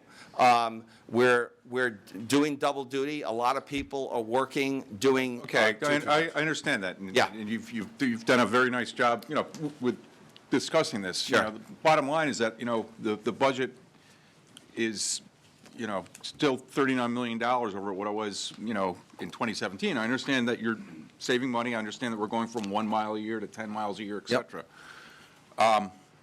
Has this position been advertised? No, has not, right? Oh, I'm sorry. It's, this is Jeff Bowers. So yes, this position was filled with Jeff Bowers, who was the superintendent of the Hartford wastewater facility. Have we backfilled his position? No. So in the budget, was it a no backfill? Okay, so we increased, so every budget has components to it. So every cost center, in this case, wastewater treatment, they have an administrative budget, so that's the manager, any secretarial support, and then you have a breakdown of the labor groups. So we added a dollar amount for the manager in that budget line item, but we reduced operationally the same amount for the superintendent, correct? Tom? So that's how you took care of 2019, where the total payroll for this was nil. How did? I'm sorry, I'm just asking Tom. Tom, did we fill the superintendent, or was it a no backfill? We did not fill it, but we didn't post it as no backfill. We just haven't filled it. We haven't filled it. Okay, so his position, we budgeted, because it's a different section of the budget, we budgeted the manager. It's been filled by an existing, longtime existing employee who was the superintendent. We have not filled his position. His position is in the budget as funded, right? So your question, Commissioner, would be, should we backfill his position? No, my question was, number one, we haven't had this position for, you know, the past 3 budgeted years. Yep. Okay? So we could delay it, okay, for a half a year and save $70,000, okay? Or not fill it at all because somehow miraculously we got by without it. Well, okay. The question is, we made a whole lot of changes, and that's all considered in those changes. I mean, there's been a series. But one of the things and that's We're looking at that's fine. But one of the things that was said was that this manager of water pollution control has already been filled. Is that what you said, Scott? That's correct. Yes, correct. So how, if it wasn't budgeted for 2019 and we're still in 2019, how can you fill a spot that wasn't budgeted? I don't understand that. I can understand on January 1st. Yep. That it'd be kosher. Sure. But right now, you're already saying this was filled, but but last year's budget had $0 for this, so it's confusing. Yes. Tom, it was filled by no backfill, right? So your question is, where did the money come from to fill the manager? We had a superintendent who was, his position was funded, and in order to fill the manager position, we utilized the funding from the superintendent, his position, to fill that and leave his position vacant. I just want to clarify, again, unfunded mandates. The MDC, our water treatment and wastewater treatment facilities, must be managed by licensed people.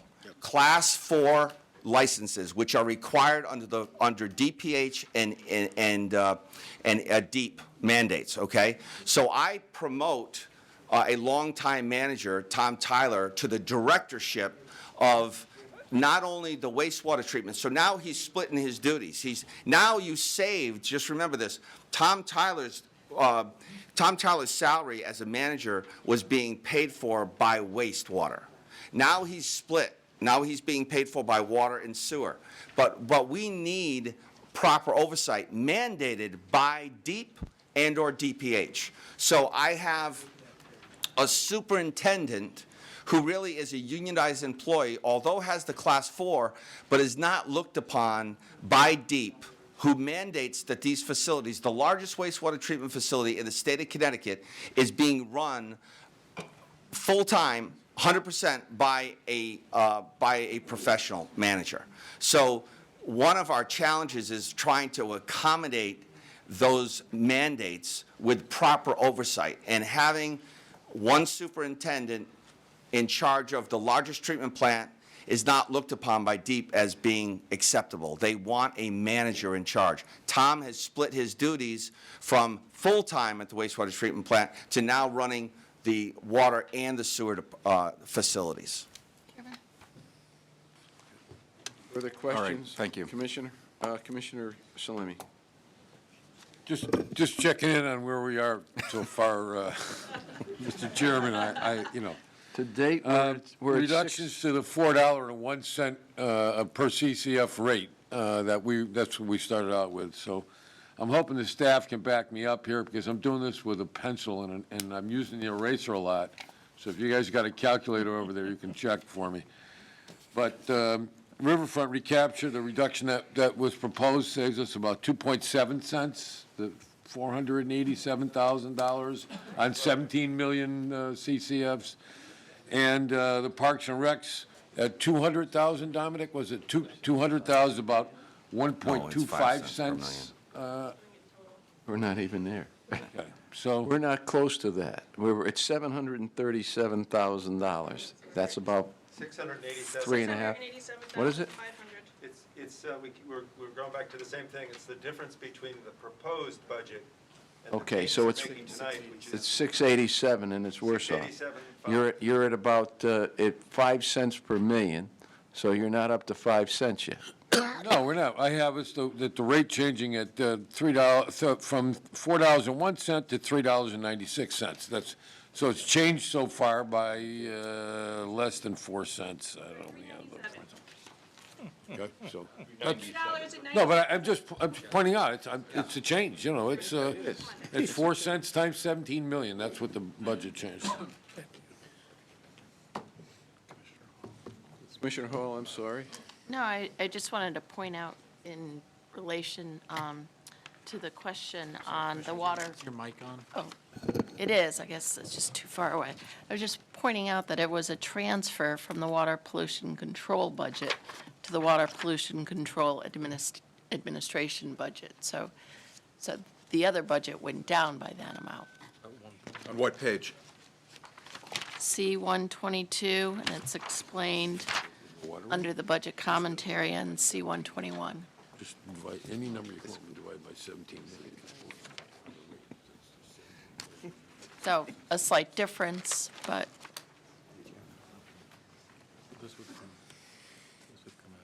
Person got a nice raise. Is there further discussion on the budget? Are you ready for this section as amended.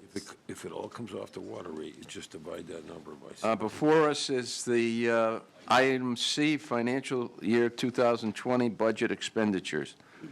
It's been moved and seconded. Are there further questions?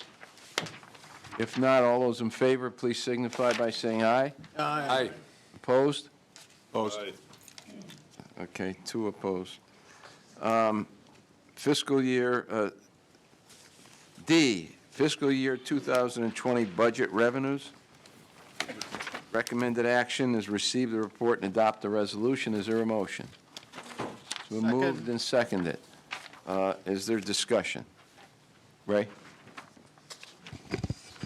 Bart brought this up before, and I'd just like to go a little further. I talked to the vice chairman of water and myself as chairman, and this question's to Scott. It's on the rate for high-volume users. I believe we could get that through water in January into a public hearing. I know Bill wants to do it with legislation and stuff, but Niagara is built for 1.8 million gallons a day, the building, facility. The capital expenditure by Niagara is paid for. They're using 580, 550, 600,000 1 month. I would like to still move forward. I'm moving forward because I've told John to put it on the agenda for a rate for high-volume users. I believe it can get through water. I believe it can get through a public hearing. What I'm asking Scott is, and like Bart said, we have well over 40 billion gallons of water. In 2016, when we had the droughts, we still had 30 billion gallons of water. We're using 46, 47 million gallons a day, where we used to use 60, as Scott showed on the charts. If we were to get this through and through the board with a discount rate by the March meeting, would you feel comfortable in adjusting water revenues, knowing that their facility could, do approximately $1.2 million in water, bottling water use? Just as a point of information, they would have to add 2 more lines to the process, would they not? No, they've they have built out, to, yeah. they're they've not built We out. know they're trucking water in right now. Well, So- let me just clarify, because during 2016 and 17, there's a lot of misperception about what we and how we talk to Niagara. We have no idea what Niagara would do if we had that discount rate, okay?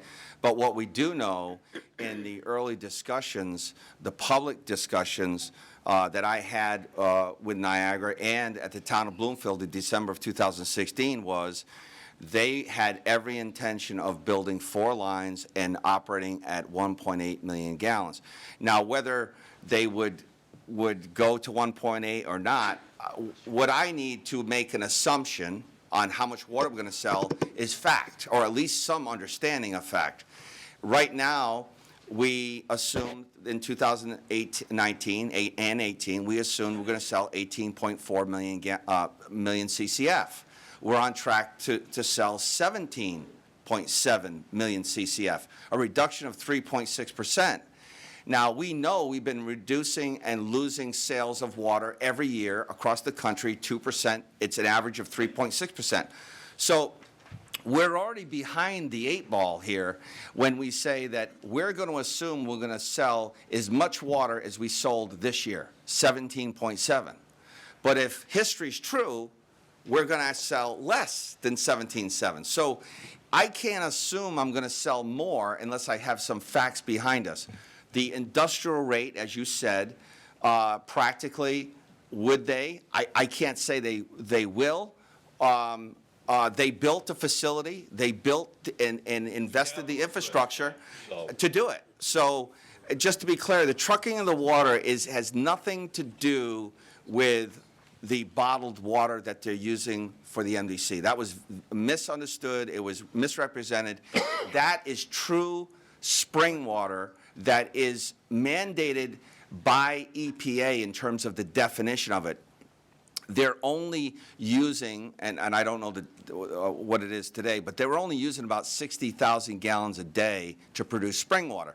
Now, if our water rate was cheaper and the clean water surcharge that was associated with the 2016 and 17 language was reduced, would they use more and use less spring water? I don't know. But I can tell you is that they built a facility to operate at 1.8, and they're only producing 600,000.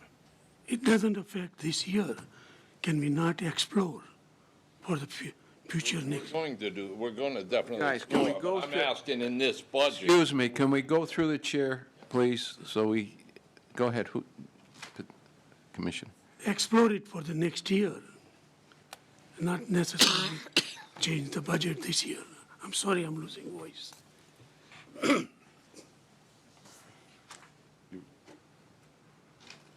Commissioner Taylor. Mr. Chairman, I guess my concern here would be, I would like to cut the linkage between this industrial rate and Niagara. I think that essentially what I would propose, or what I would suggest to the body, is that we pass an industrial rate, flat out. And then if Niagara wants to step up, fine, they take advantage of it. If someone else does, we basically have in place a mechanism where you can come in, and if you hit certain benchmarks, you know, you get the brass ring. But I think for us to sort of sit here and talk about Niagara in some detail, I think that starts raising a number of red flags that, you know, we're going to get people riled up. Further discussion, Commissioner Vecino. Sewer user charge, Bart earlier explained to us that DEEP has a running tab of $11 million. Obviously, that would affect the ad valorem. That's not in this receivable projection, is it? No, in the budget since 2016, when we identified this illegal discharge, we have been assuming, at the time, 16, 17, and 18, they owed us roughly $4 million a year. So we've been carrying the $4 million as a revenue, but having to carry another $4 million as an expense so that it just washes out the expense because we know we're not getting the money. We can't assume we're going to get it. When we passed the new rate structure in 2019, now that expense they owe us is $2 million, $2.1 million a year. So we're carrying that as we have, because we learned lessons learned in CRA. The court said you weren't budgeting for it, so how can you say the CRA owes you the money? So we've been putting in the budget revenues that we're expecting to receive from the state. This year and this coming year is $2 million, $2.1 million, and but we're also crossing that out by carrying a contingency line item to say we're obviously not going to receive that money. Or If it did come in, it would adjust the Right. ad valorem? yeah, but we're assuming that we're going to get income on the revenue side, but we're expending it on the expense side, so it's washing itself out. But if we did, to Bart's point, if we did receive $11 million, we would give 100% of that money back to the towns. And that represents, think about this, we're talking about a 6.9% increase this year. If we got $11 million, that would decrease the budget by 22%, negative 22%, plus $2 million a year every year thereafter. I hope Remember, all the towns support this. I hope. But remember what we did. We went with two budgets, which were budget increases, because we didn't get that money from the state. And we, in those resolutions, we said we would return it back to benefit the ad valorem side of the budget. Further discussions, there's an amendment, an amendment that has to be, and Chris, we've got to amend the revenues that we just cut out. Is that it's 687,500? Yes. Is that the Yes. number? Correct. Could I have an amendment to that? So moved. Been moved and seconded. Second. That, and item D, that the amendment for $687,500 be added, right? Be reduced Reduced, from I'm the sorry, sale redu- of water. From the reduced from the sale of water.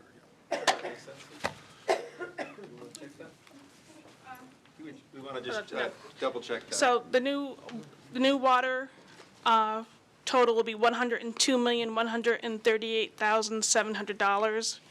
That would be the total water budget for the revenues. And your new water rate will be $3.97 CCF. Yeah. Or 13.5%, or a 47-cent increase. So on Resolution 11D has the breakdown, the sale of water is $94,093,000. Other operating revenues is $6,450,000 for a total of $100,543,600. So based on the expenditures being reduced, we would reduce the sale of water by $687,500, correct? Correct. That's the amendment. It's $687,500 negative. And there's been a second. Discussion? If not, all those in favor, please signify by saying aye. Aye. Opposed? No. No. No. 3, Commissioner Adel, Gardo, and Sweezy. Is that correct? Okay. Further discussion? If not, all those in favor of item D signify by saying aye. Aye. Aye. Aye. Opposed? Opposed. No. Two opposed? Okay. Item E, fiscal year 2020 hydroelectric expenditures and revenues. Recommended action, receive the report and adopt a resolution. Is there a motion? Second? Second. Moved and seconded. Discussion? Not all those in favor, please signify by saying aye. Aye. Opposed? Item F, fiscal year 2020 supplemental resolution and declaration of official intent. Recommended action, receive the report and adopt a resolution. Is there a motion? Is there a motion? So moved. Second? Second. Discussion? No discussion. All those in favor, please signify by saying aye. Aye. Opposed? G, fiscal year 2020 revision to district sewer user charge rates and other related charges. Recommended action, receive the report and adopt the resolution. Is there a motion?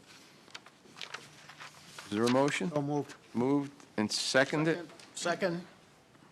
Mr. Chairman, could I ask a question about this here? Sure. Go on, okay.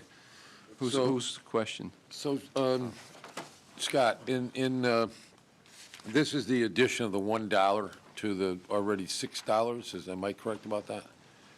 This is Yes. like a revision It's, to district going sewer from $6 user to charge $7. rates and other related charges, so that's included in that. Right. So I know that we've said, that we created the sewer user charge to respond to work that we have to do with respect to work on private property, and to respond to, you've said, 24/7 kind of things. But is there any relationship between the proposed $7 and the actual dollar amount that we spend on private property? Or is this just a reduction that we made to take the $1 million off the ad valorem? Is there a relationship to how much we actually spend doing that? Or is this just, a way of reducing the ad valorem? That's really my question. Yeah, and it's a good, fair question, and what we have done is analyzed what we believe we provide, of our budget, of our roughly $98 million, how much do we actually provide service to private property owners above and beyond? And our position is that it well exceeds the $7 million. We're just fairly trying to bring that, as you know, the customer service charge on the water side is $14. And so what we're trying to do is fairly spread out those costs, cost of service. Where does the cost actually is being provided to, and should the towns pay that, or should it fairly be distributed amongst the customers that are receiving the benefit? So we're generating something like $7.5 million. It's like $1,087,000 per dollar. And so we're generating something like $7.5 million through the sewer customer service charge. Correct. Okay. And that's reducing ad valorem by the equal amount. Thank you. Further discussion? If not, all those in favor, please signify by saying aye. Aye. Opposed? Item H, fiscal year 2020 tax on member municipalities. Recommended action, receive the report and adopt the resolution. Is there a motion? Move it. It's been moved and seconded. Second. Questions? This is where we need the amendment? Yep. We need an amendment here. Yeah, recommend a proposed amendment. The last 2 years, I believe 2 years ago, Commissioner Curry made the initial amendment to state that in the event the Department of Energy and Environmental Protection pays the groundwater charge, it would be used to reduce the ad valorem. So the proposed amendment in the bottom of the page, after shall be due and payable October 21st, 2020, the proposed amendment reads, in the event the Department of Energy and Environmental Protection pays the $1.98 million included in the district's 2020 budget related to the groundwater discharge at the Hartford landfill, said money shall be applied to reduce the member municipalities' 2020 ad valorem taxes. Is there an amendment? Is there a motion to adopt? Did I ask for Move, once I get the thing before us. Second question, Commissioner Curry. Is that a replacement for the amendment? No. It's the same language. That language was not in the We've resolution. been carrying that for 2 years as a resolution, remember? Example, what happens if DEEP, in its infinite wisdom, decides to pay us $11 million? That would go to Ad valorem? ad valorem, yeah. Yeah. That's what the 3 years resolution is. Unless this is amended. Pardon me? Unless this is amended. It would be,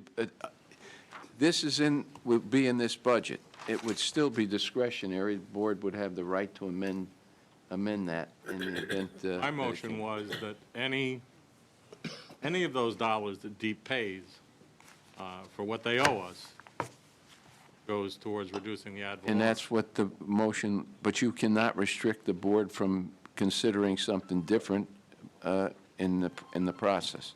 But this does not change the original. Does not change what we've had in there for 2 years. This is the same language from the last 2 years. Just the Commission- dollar amount changes because the rate changed. Commissioner I agreed Salemi? with that original motion, as you said, was last year or 2 years ago? I think. We've carried it forward every year. And I continue to agree with that. And the reason that I did was, we thought that this would be, an incentive to the towns to help support us with this, with DEEP, and I hope that it continues to be that. I hope the towns will support, this action that we're trying to take with DEEP. And if we can get the legislature to allow us to at least go to court with it, that the towns would be supportive in that $11 million goes directly to them, to the towns and to the ad valorem. As articulated in this amendment and as carried in the last 2 years. Further discussion on the amendment? Commissioner Curry. Thank you, Mr. Chairman. And I'm happy to see there's at least one legislator still in the room. Thank you for staying. He's a trooper. And thank you, Attorney Halloran. But one thing that wasn't mentioned regarding DEEP, well, there was a lot of things that weren't mentioned regarding DEEP. But it's my understanding and through the press that the state through DEEP funded through financial incentives to the tune of about $5.5 million to encourage the purchase of Connecticut water by a California water company, and those incentives would be used to protect the ratepayers from seeing increases over several years. So we've got a private water company who's benefiting, and if DEEP would pay us what they owe us, then not only would we not increase the ad valorem fee, we would have a credit to the towns. We would be able to maintain the current fee for probably several years, if not even longer. So I'm hoping that certainly you can accept the challenge and find us our money. Thank you. Yeah, let's stay in the ballpark here. Go ahead. Yeah, I know. Just so the general Rich. public understands, the 1.9 million, what does that lower it? What's the impact? Are you referring to Niagara? No. No. Oh, Apple. Deep. Yes, if they The paid, total ad valorem for 2020 is $51,475,700. so $500,000, $550 is 1%, so it's approximately 2% reduction. So we would have, excluding the $11 million, if they paid us the $2 million on an annual basis that they owe us, instead of a 6.9% increase, we would have a 2% 2.9. reduction. It would be a 4.9% increase. then it'd be a rebate if it was 11 million. Correct. Okay. Wouldn't 2 million? I'm sorry, it's a 4% reduction. It would be It's a 4. 2.9% He increase. doesn't, Sorry, it's getting he's an late. engineer, he doesn't, Getting late. he just can add, he can't Right. subtract. But we would reduce it by 4%. Right. Further discussion? The amendment.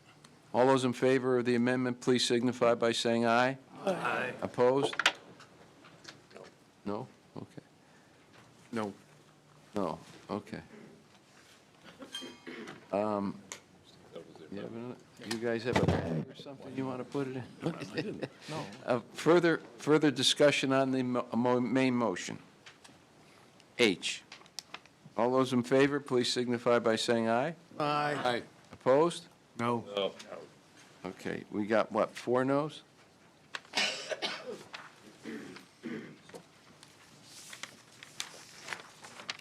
Okay. Now, let's see, I gotta find the roadmap again. Going back to item number 9. Yeah. Okay.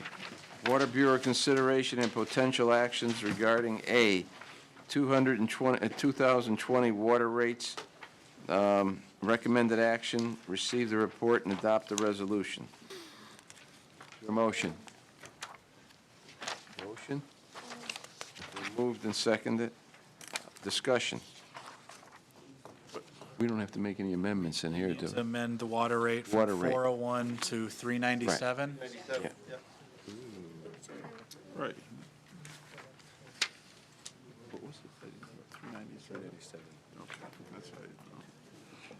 Is there discussion on there's an amendment, is there, Sorry, I didn't hear it. Did somebody make the a motion to amend? we made not yet. So moved. Okay. We do now have it. That was the motion to adopt. This is the motion to amend. Discussion.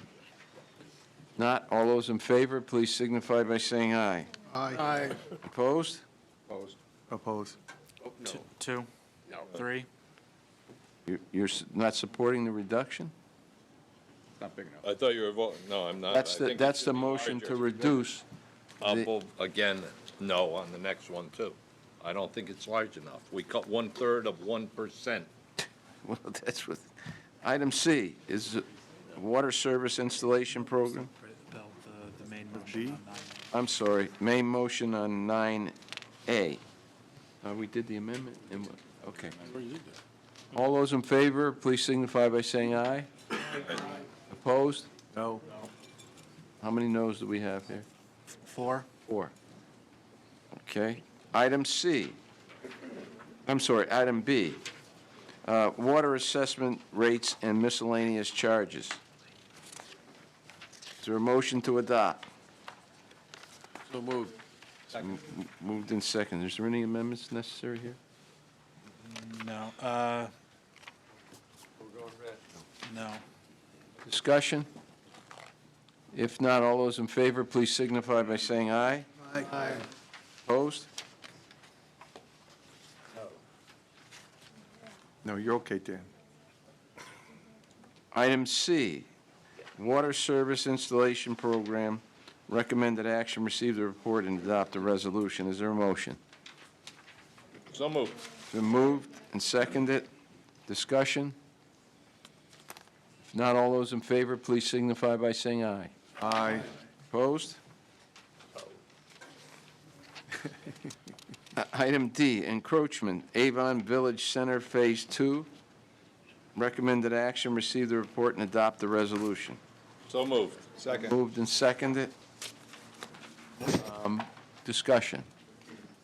If not, all those in favor, please signify by saying aye. Aye. Opposed? Okay. His attention. 10A, B, and C. Who? Oh, Rich, I'm I'd like sorry. to abstain because he's, What's that? I'd like to abstain. You abstain, okay. It's an engineering firm that I use. I know the engineer, I use him all the Okay, time, it's so ju- I abstain. You can, just stating what your abstention was to, okay. Item 10, Personnel, Pension, and Insurance Committee consideration and potential action regarding pension discount rates. Is there any objection to the consolidation of A, B, and C into one resolution? There is, okay. Pension rates, item A, pension discount rate. Recommended action, receive the report and adopt the resolution. Is there a motion? So moved. Been moved and Second. seconded. Discussion. Commissioner Curry. Thank you, Mr. Chairman. I move to amend the main motion by reducing the discount rate from 7.25 to 7.125, which then would be a reduction to our budget of $312,500. Second. Second? Second. That would increase the, No, No, no, we we're proposing to go reduce. down from, down from Uh, 7.25 To to 7. 7.125, a quarter of a point. An eighth. an eighth. An eighth. An eighth. Commissioner? Mechanical engineering. I'm sorry. I've been sitting next to him too long. I can't. Chandler and myself spent an hour with Becky, and we spent 3 hours in PP&I, or 2 hours, that, I know it was from 12 to 3. We spent 3 hours on this, our actuary. Yes. Your position, right, is very strong of what was recommended out of PP&I, and I would be against this. I understand it's the $300,000 savings, or less, but Becky was very strong on this, and next year, she would like to drop another full quarter, and, expect another million or 700,000 next year. And that's what Dominic said before. We're gonna need about $2 million more next year for pension and insurance. So, she's highly respected. We spent a lot of time discussing this. It did come out of PP&I, to take her recommendation. So, I understand where Commissioner Curry's coming from. Let's, Yes, Commissioner Mr. Chair, Curry. I spoke to other actuaries and as, well, until last week, chair of our pension board in town and treasurer of our town. And certainly we discussed at great length in committee, but be that as it may, we're facing, such a big step. I mean, a big step is this reduction that's before us. We've got $1 million if we implement the mortality rate.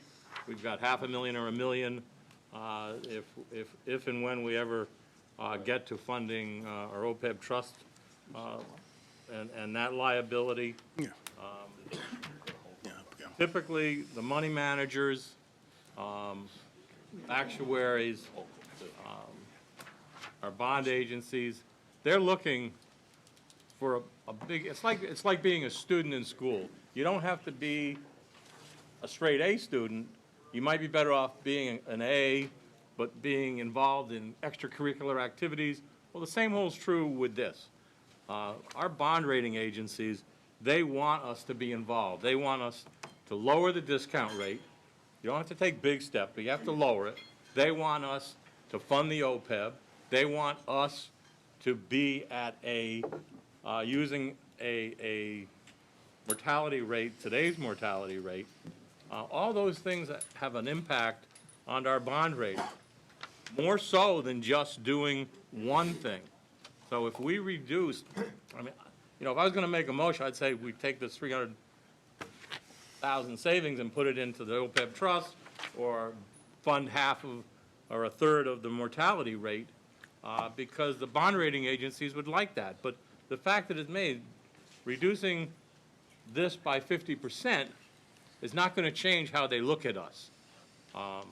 And I know, because this is what we've done in East Hartford. We've taken baby steps over the years. And as long as we continue that progression, they're okay with it. I mean, we would like to be at 6%, but we need like $3.5 million to do that. So we need to take these incremental baby steps, because if we don't, if we continue this quarter point reductions of $600,000-$700,000, we're never going to have the money to implement the mortality rate or fund OPEB. So we've got to learn. And I know Becky was strong and she kind of threw down the gauntlet, but it wasn't that she said we couldn't do this. She would just prefer we didn't. But other actuaries say this is okay. So I'm telling you, it's $312,500 we can save without doing any harm to our bond rating. Commissioner Taylor? Mr. Sweezy, Commissioner Sweezy, and myself, we had a sit-down with Hooker and Holcomb, another actuarial firm. Second opinion. To get a second opinion. And what we are recommending here is in line with what Hooker and Holcomb recommended to us. I think that we did everything that we possibly could to make a determination as to what would be the most prudent course of action for us. And I think that what Hooker and Holcomb told us, in so many words, basically, is that you're making the correct choice here. And I just think that, I would just think that let's follow the advice of the people that we brought on board, and not vary. There can be reasonable disagreements, but just to make sure we checked with the second party. It's too bad, Mr. Chair, it's too bad, though, that the other members of the PPI committee were not involved in that information gathering, so we might have had some input.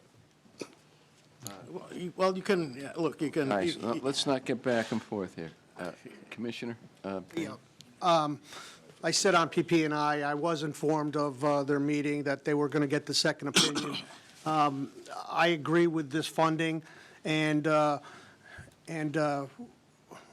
it was strongly recommended, or it's going to be a requirement that our following year, we're going to have to come up with $2 million. It's not a maybe.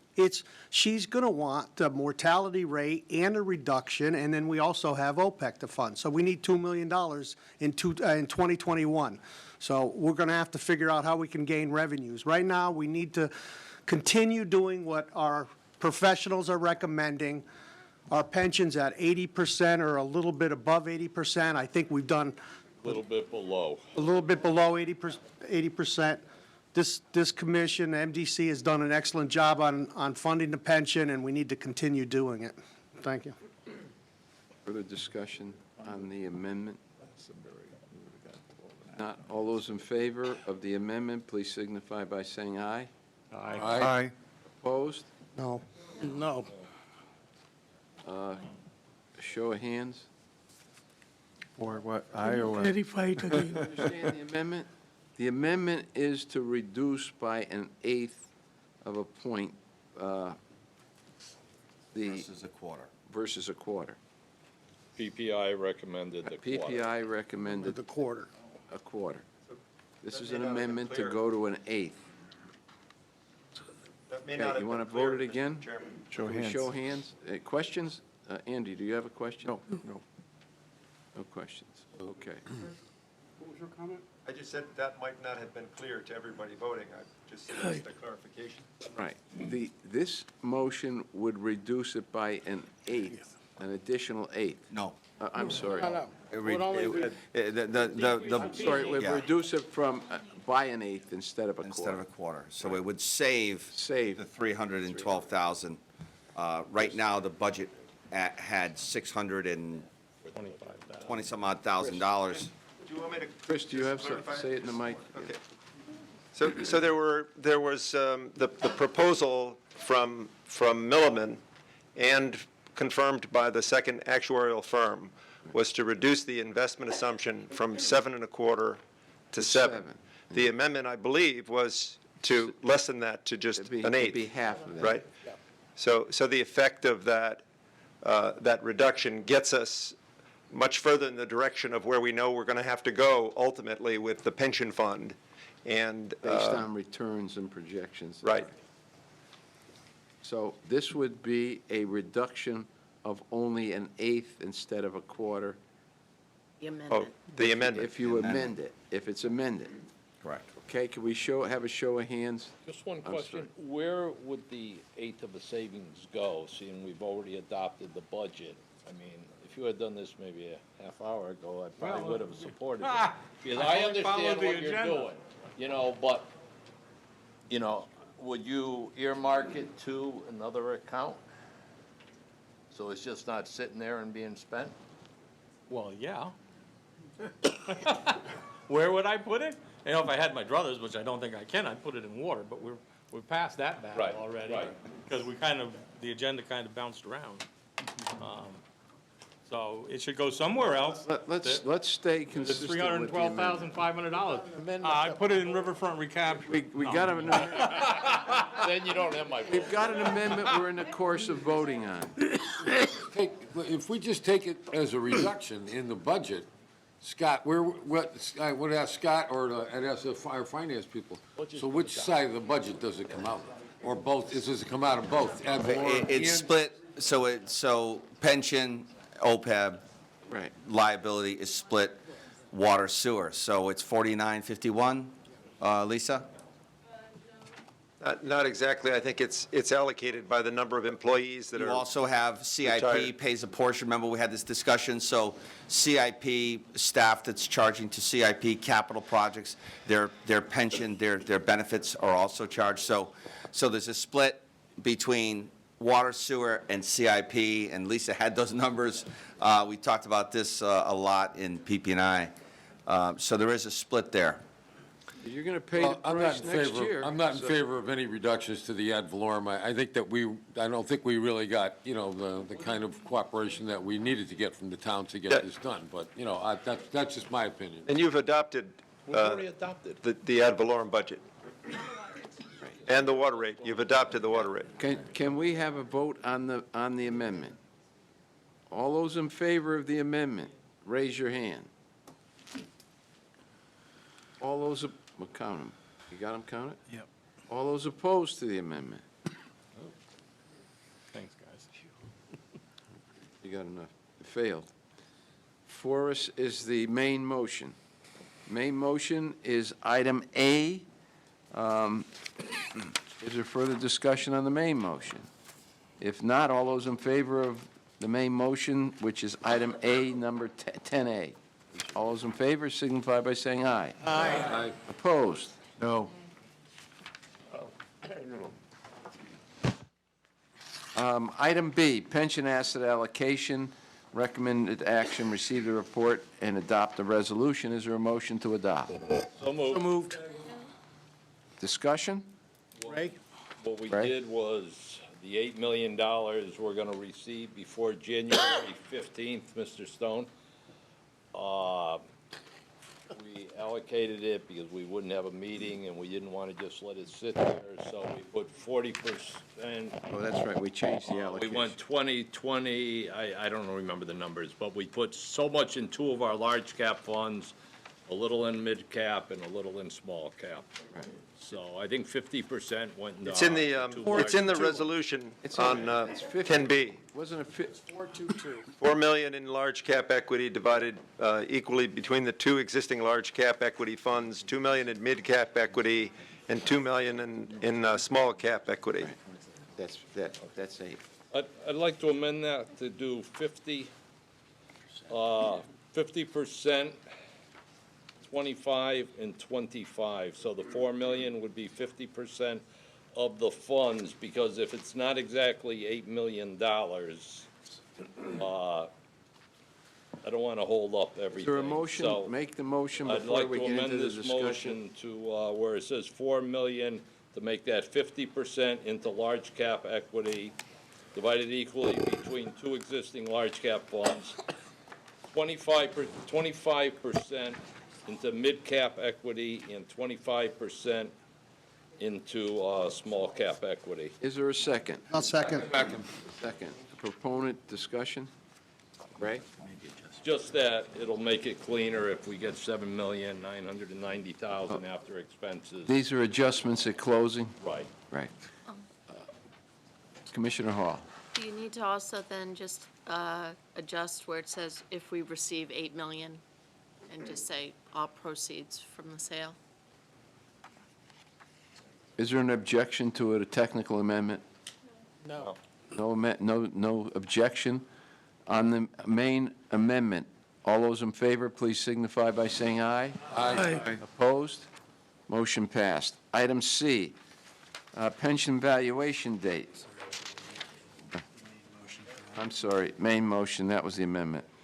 No, I called the amendment, and then I call, okay, all those in favor of the main motion signify by saying aye. Aye. Opposed? I asked for a technical amendment. Anyway, Sorry, I thought that was from that. no. Item C, pension valuation date, recommended action, receive a report and adopt a resolution. Is there a motion? So moved. It's been moved and seconded. Discussion. No discussion. All those in favor, please signify by saying aye. Aye. Opposed? Okay, now we go to page 3. We're all through, right on 2, 1, 2, 3.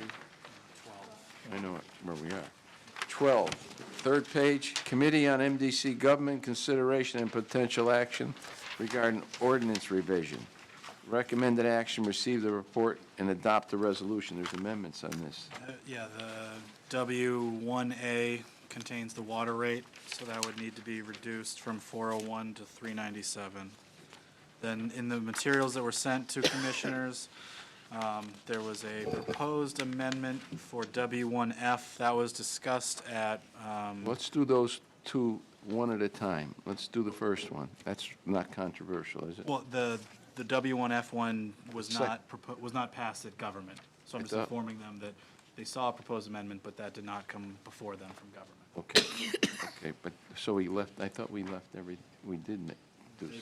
They passed the resolution as provided to them, but there was a proposed amendment that was Yeah, I know, intended to be right, discussed. but okay. That's not what's passed. Okay, so there's one amendment, and that amendment is, W1A, the water rate from 401 to 397. right, 401, 397. Is there a motion? So moved. Moved? Second. Seconded. Any discussion? All those in favor, please signify by saying aye. Aye. Opposed? Opposed? We got 1, 2, 3, Three. 4? I believe 3. Gardo, Adel, Camilleri. Okay. 13, Bureau of Public Works, consideration and potential action regarding sewer lateral installation program. Recommended action, receive the report and adopt the resolution. Is there a motion? Moved and seconded. All those, discussion. Discussion. All those in favor, please signify by saying aye. Aye. Opposed? Item 14, consideration and potential action regarding settlement of pending litigation, Carmen Nurse versus MDC, possible executive session. Is there an executive session, Bart? Chris, do you want an executive session? Who do you want in the executive session? Chris Stone, Bob Zeit. That's it? All those in favor of special session, please signify by saying aye. Aye. Opposed? Okay, so we have a motion to come out of executive session, please? So moved. Do it. All in favor? Aye. Opposed? Thank you. So we're on item 14. Did we have a motion? Not yet. Do we have a motion? I'm sorry, Did we? not yet. So do we have a motion? Move the recommendation. Second. Okay. Second. Any discussion? Okay, all in favor? Aye. Opposed? Motion passes. Thank you. Item 15, general public comments. Okay.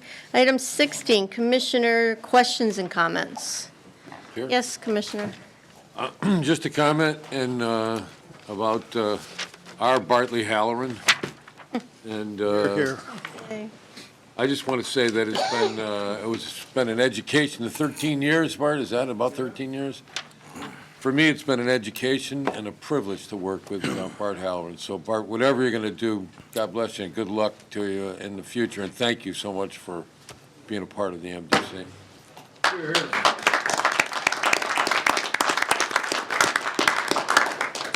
Well, on that note, is there a motion to adjourn? I'm sorry, but I can't leave him. I worked for them for 10 years, and I just have to say a few things, but if you don't mind, Please. I'll be quick. I don't think you can really understand what Bart has done for the MDC unless you've really worked with him in the trenches. And what Bart has done for me as a CEO of the last 5 years is he's enabled me, he's enabled the MDC to push back on authority, push back on regulation, to be able to say, enough is enough. And that is a dramatic change. We really, looking at the history of the MDC in the 90s and the early 2000s, we probably, to be fair, overpromised in 1999 and 2001 and 2 and 3 and 4. And now we're really reassessing, and I can honestly say on the technical side, we're pushing back. But without Bart's legal support of pushing back on the regulators, whether it's DPH, EPA, or the state of Connecticut Deep, we wouldn't be in the position we are in right now with this integrated plan. So Bart's been a tremendous help to me. He's been a tremendous help to this organization and the 8 towns. And so thank you very much. I appreciate it. Thank you.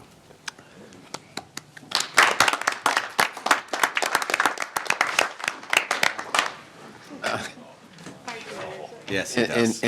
Listen, I don't want to extend the night, but I can't miss saying for the second time how 13 years, how successful we've been with Bart and his commitment, his dogged commitment to what we do here.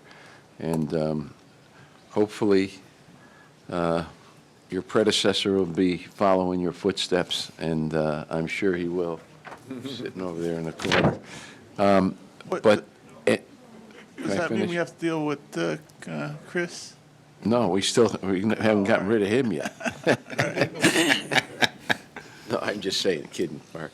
But again, Bart, I say again, and I think I speak totally for the board, that you have been definitely a major asset to this organization and a good person and a good friend. And I hope you won't be leaving. You'll still be around. We can rely on you for your great judgment and your advice and your counsel. So I say good luck, and we'll be seeing you anyway. Anybody else want to say anything before we? Yeah, move adjournment. Opportunity for general public comments. Did you go through that? Yep. So all we are is on adjournment.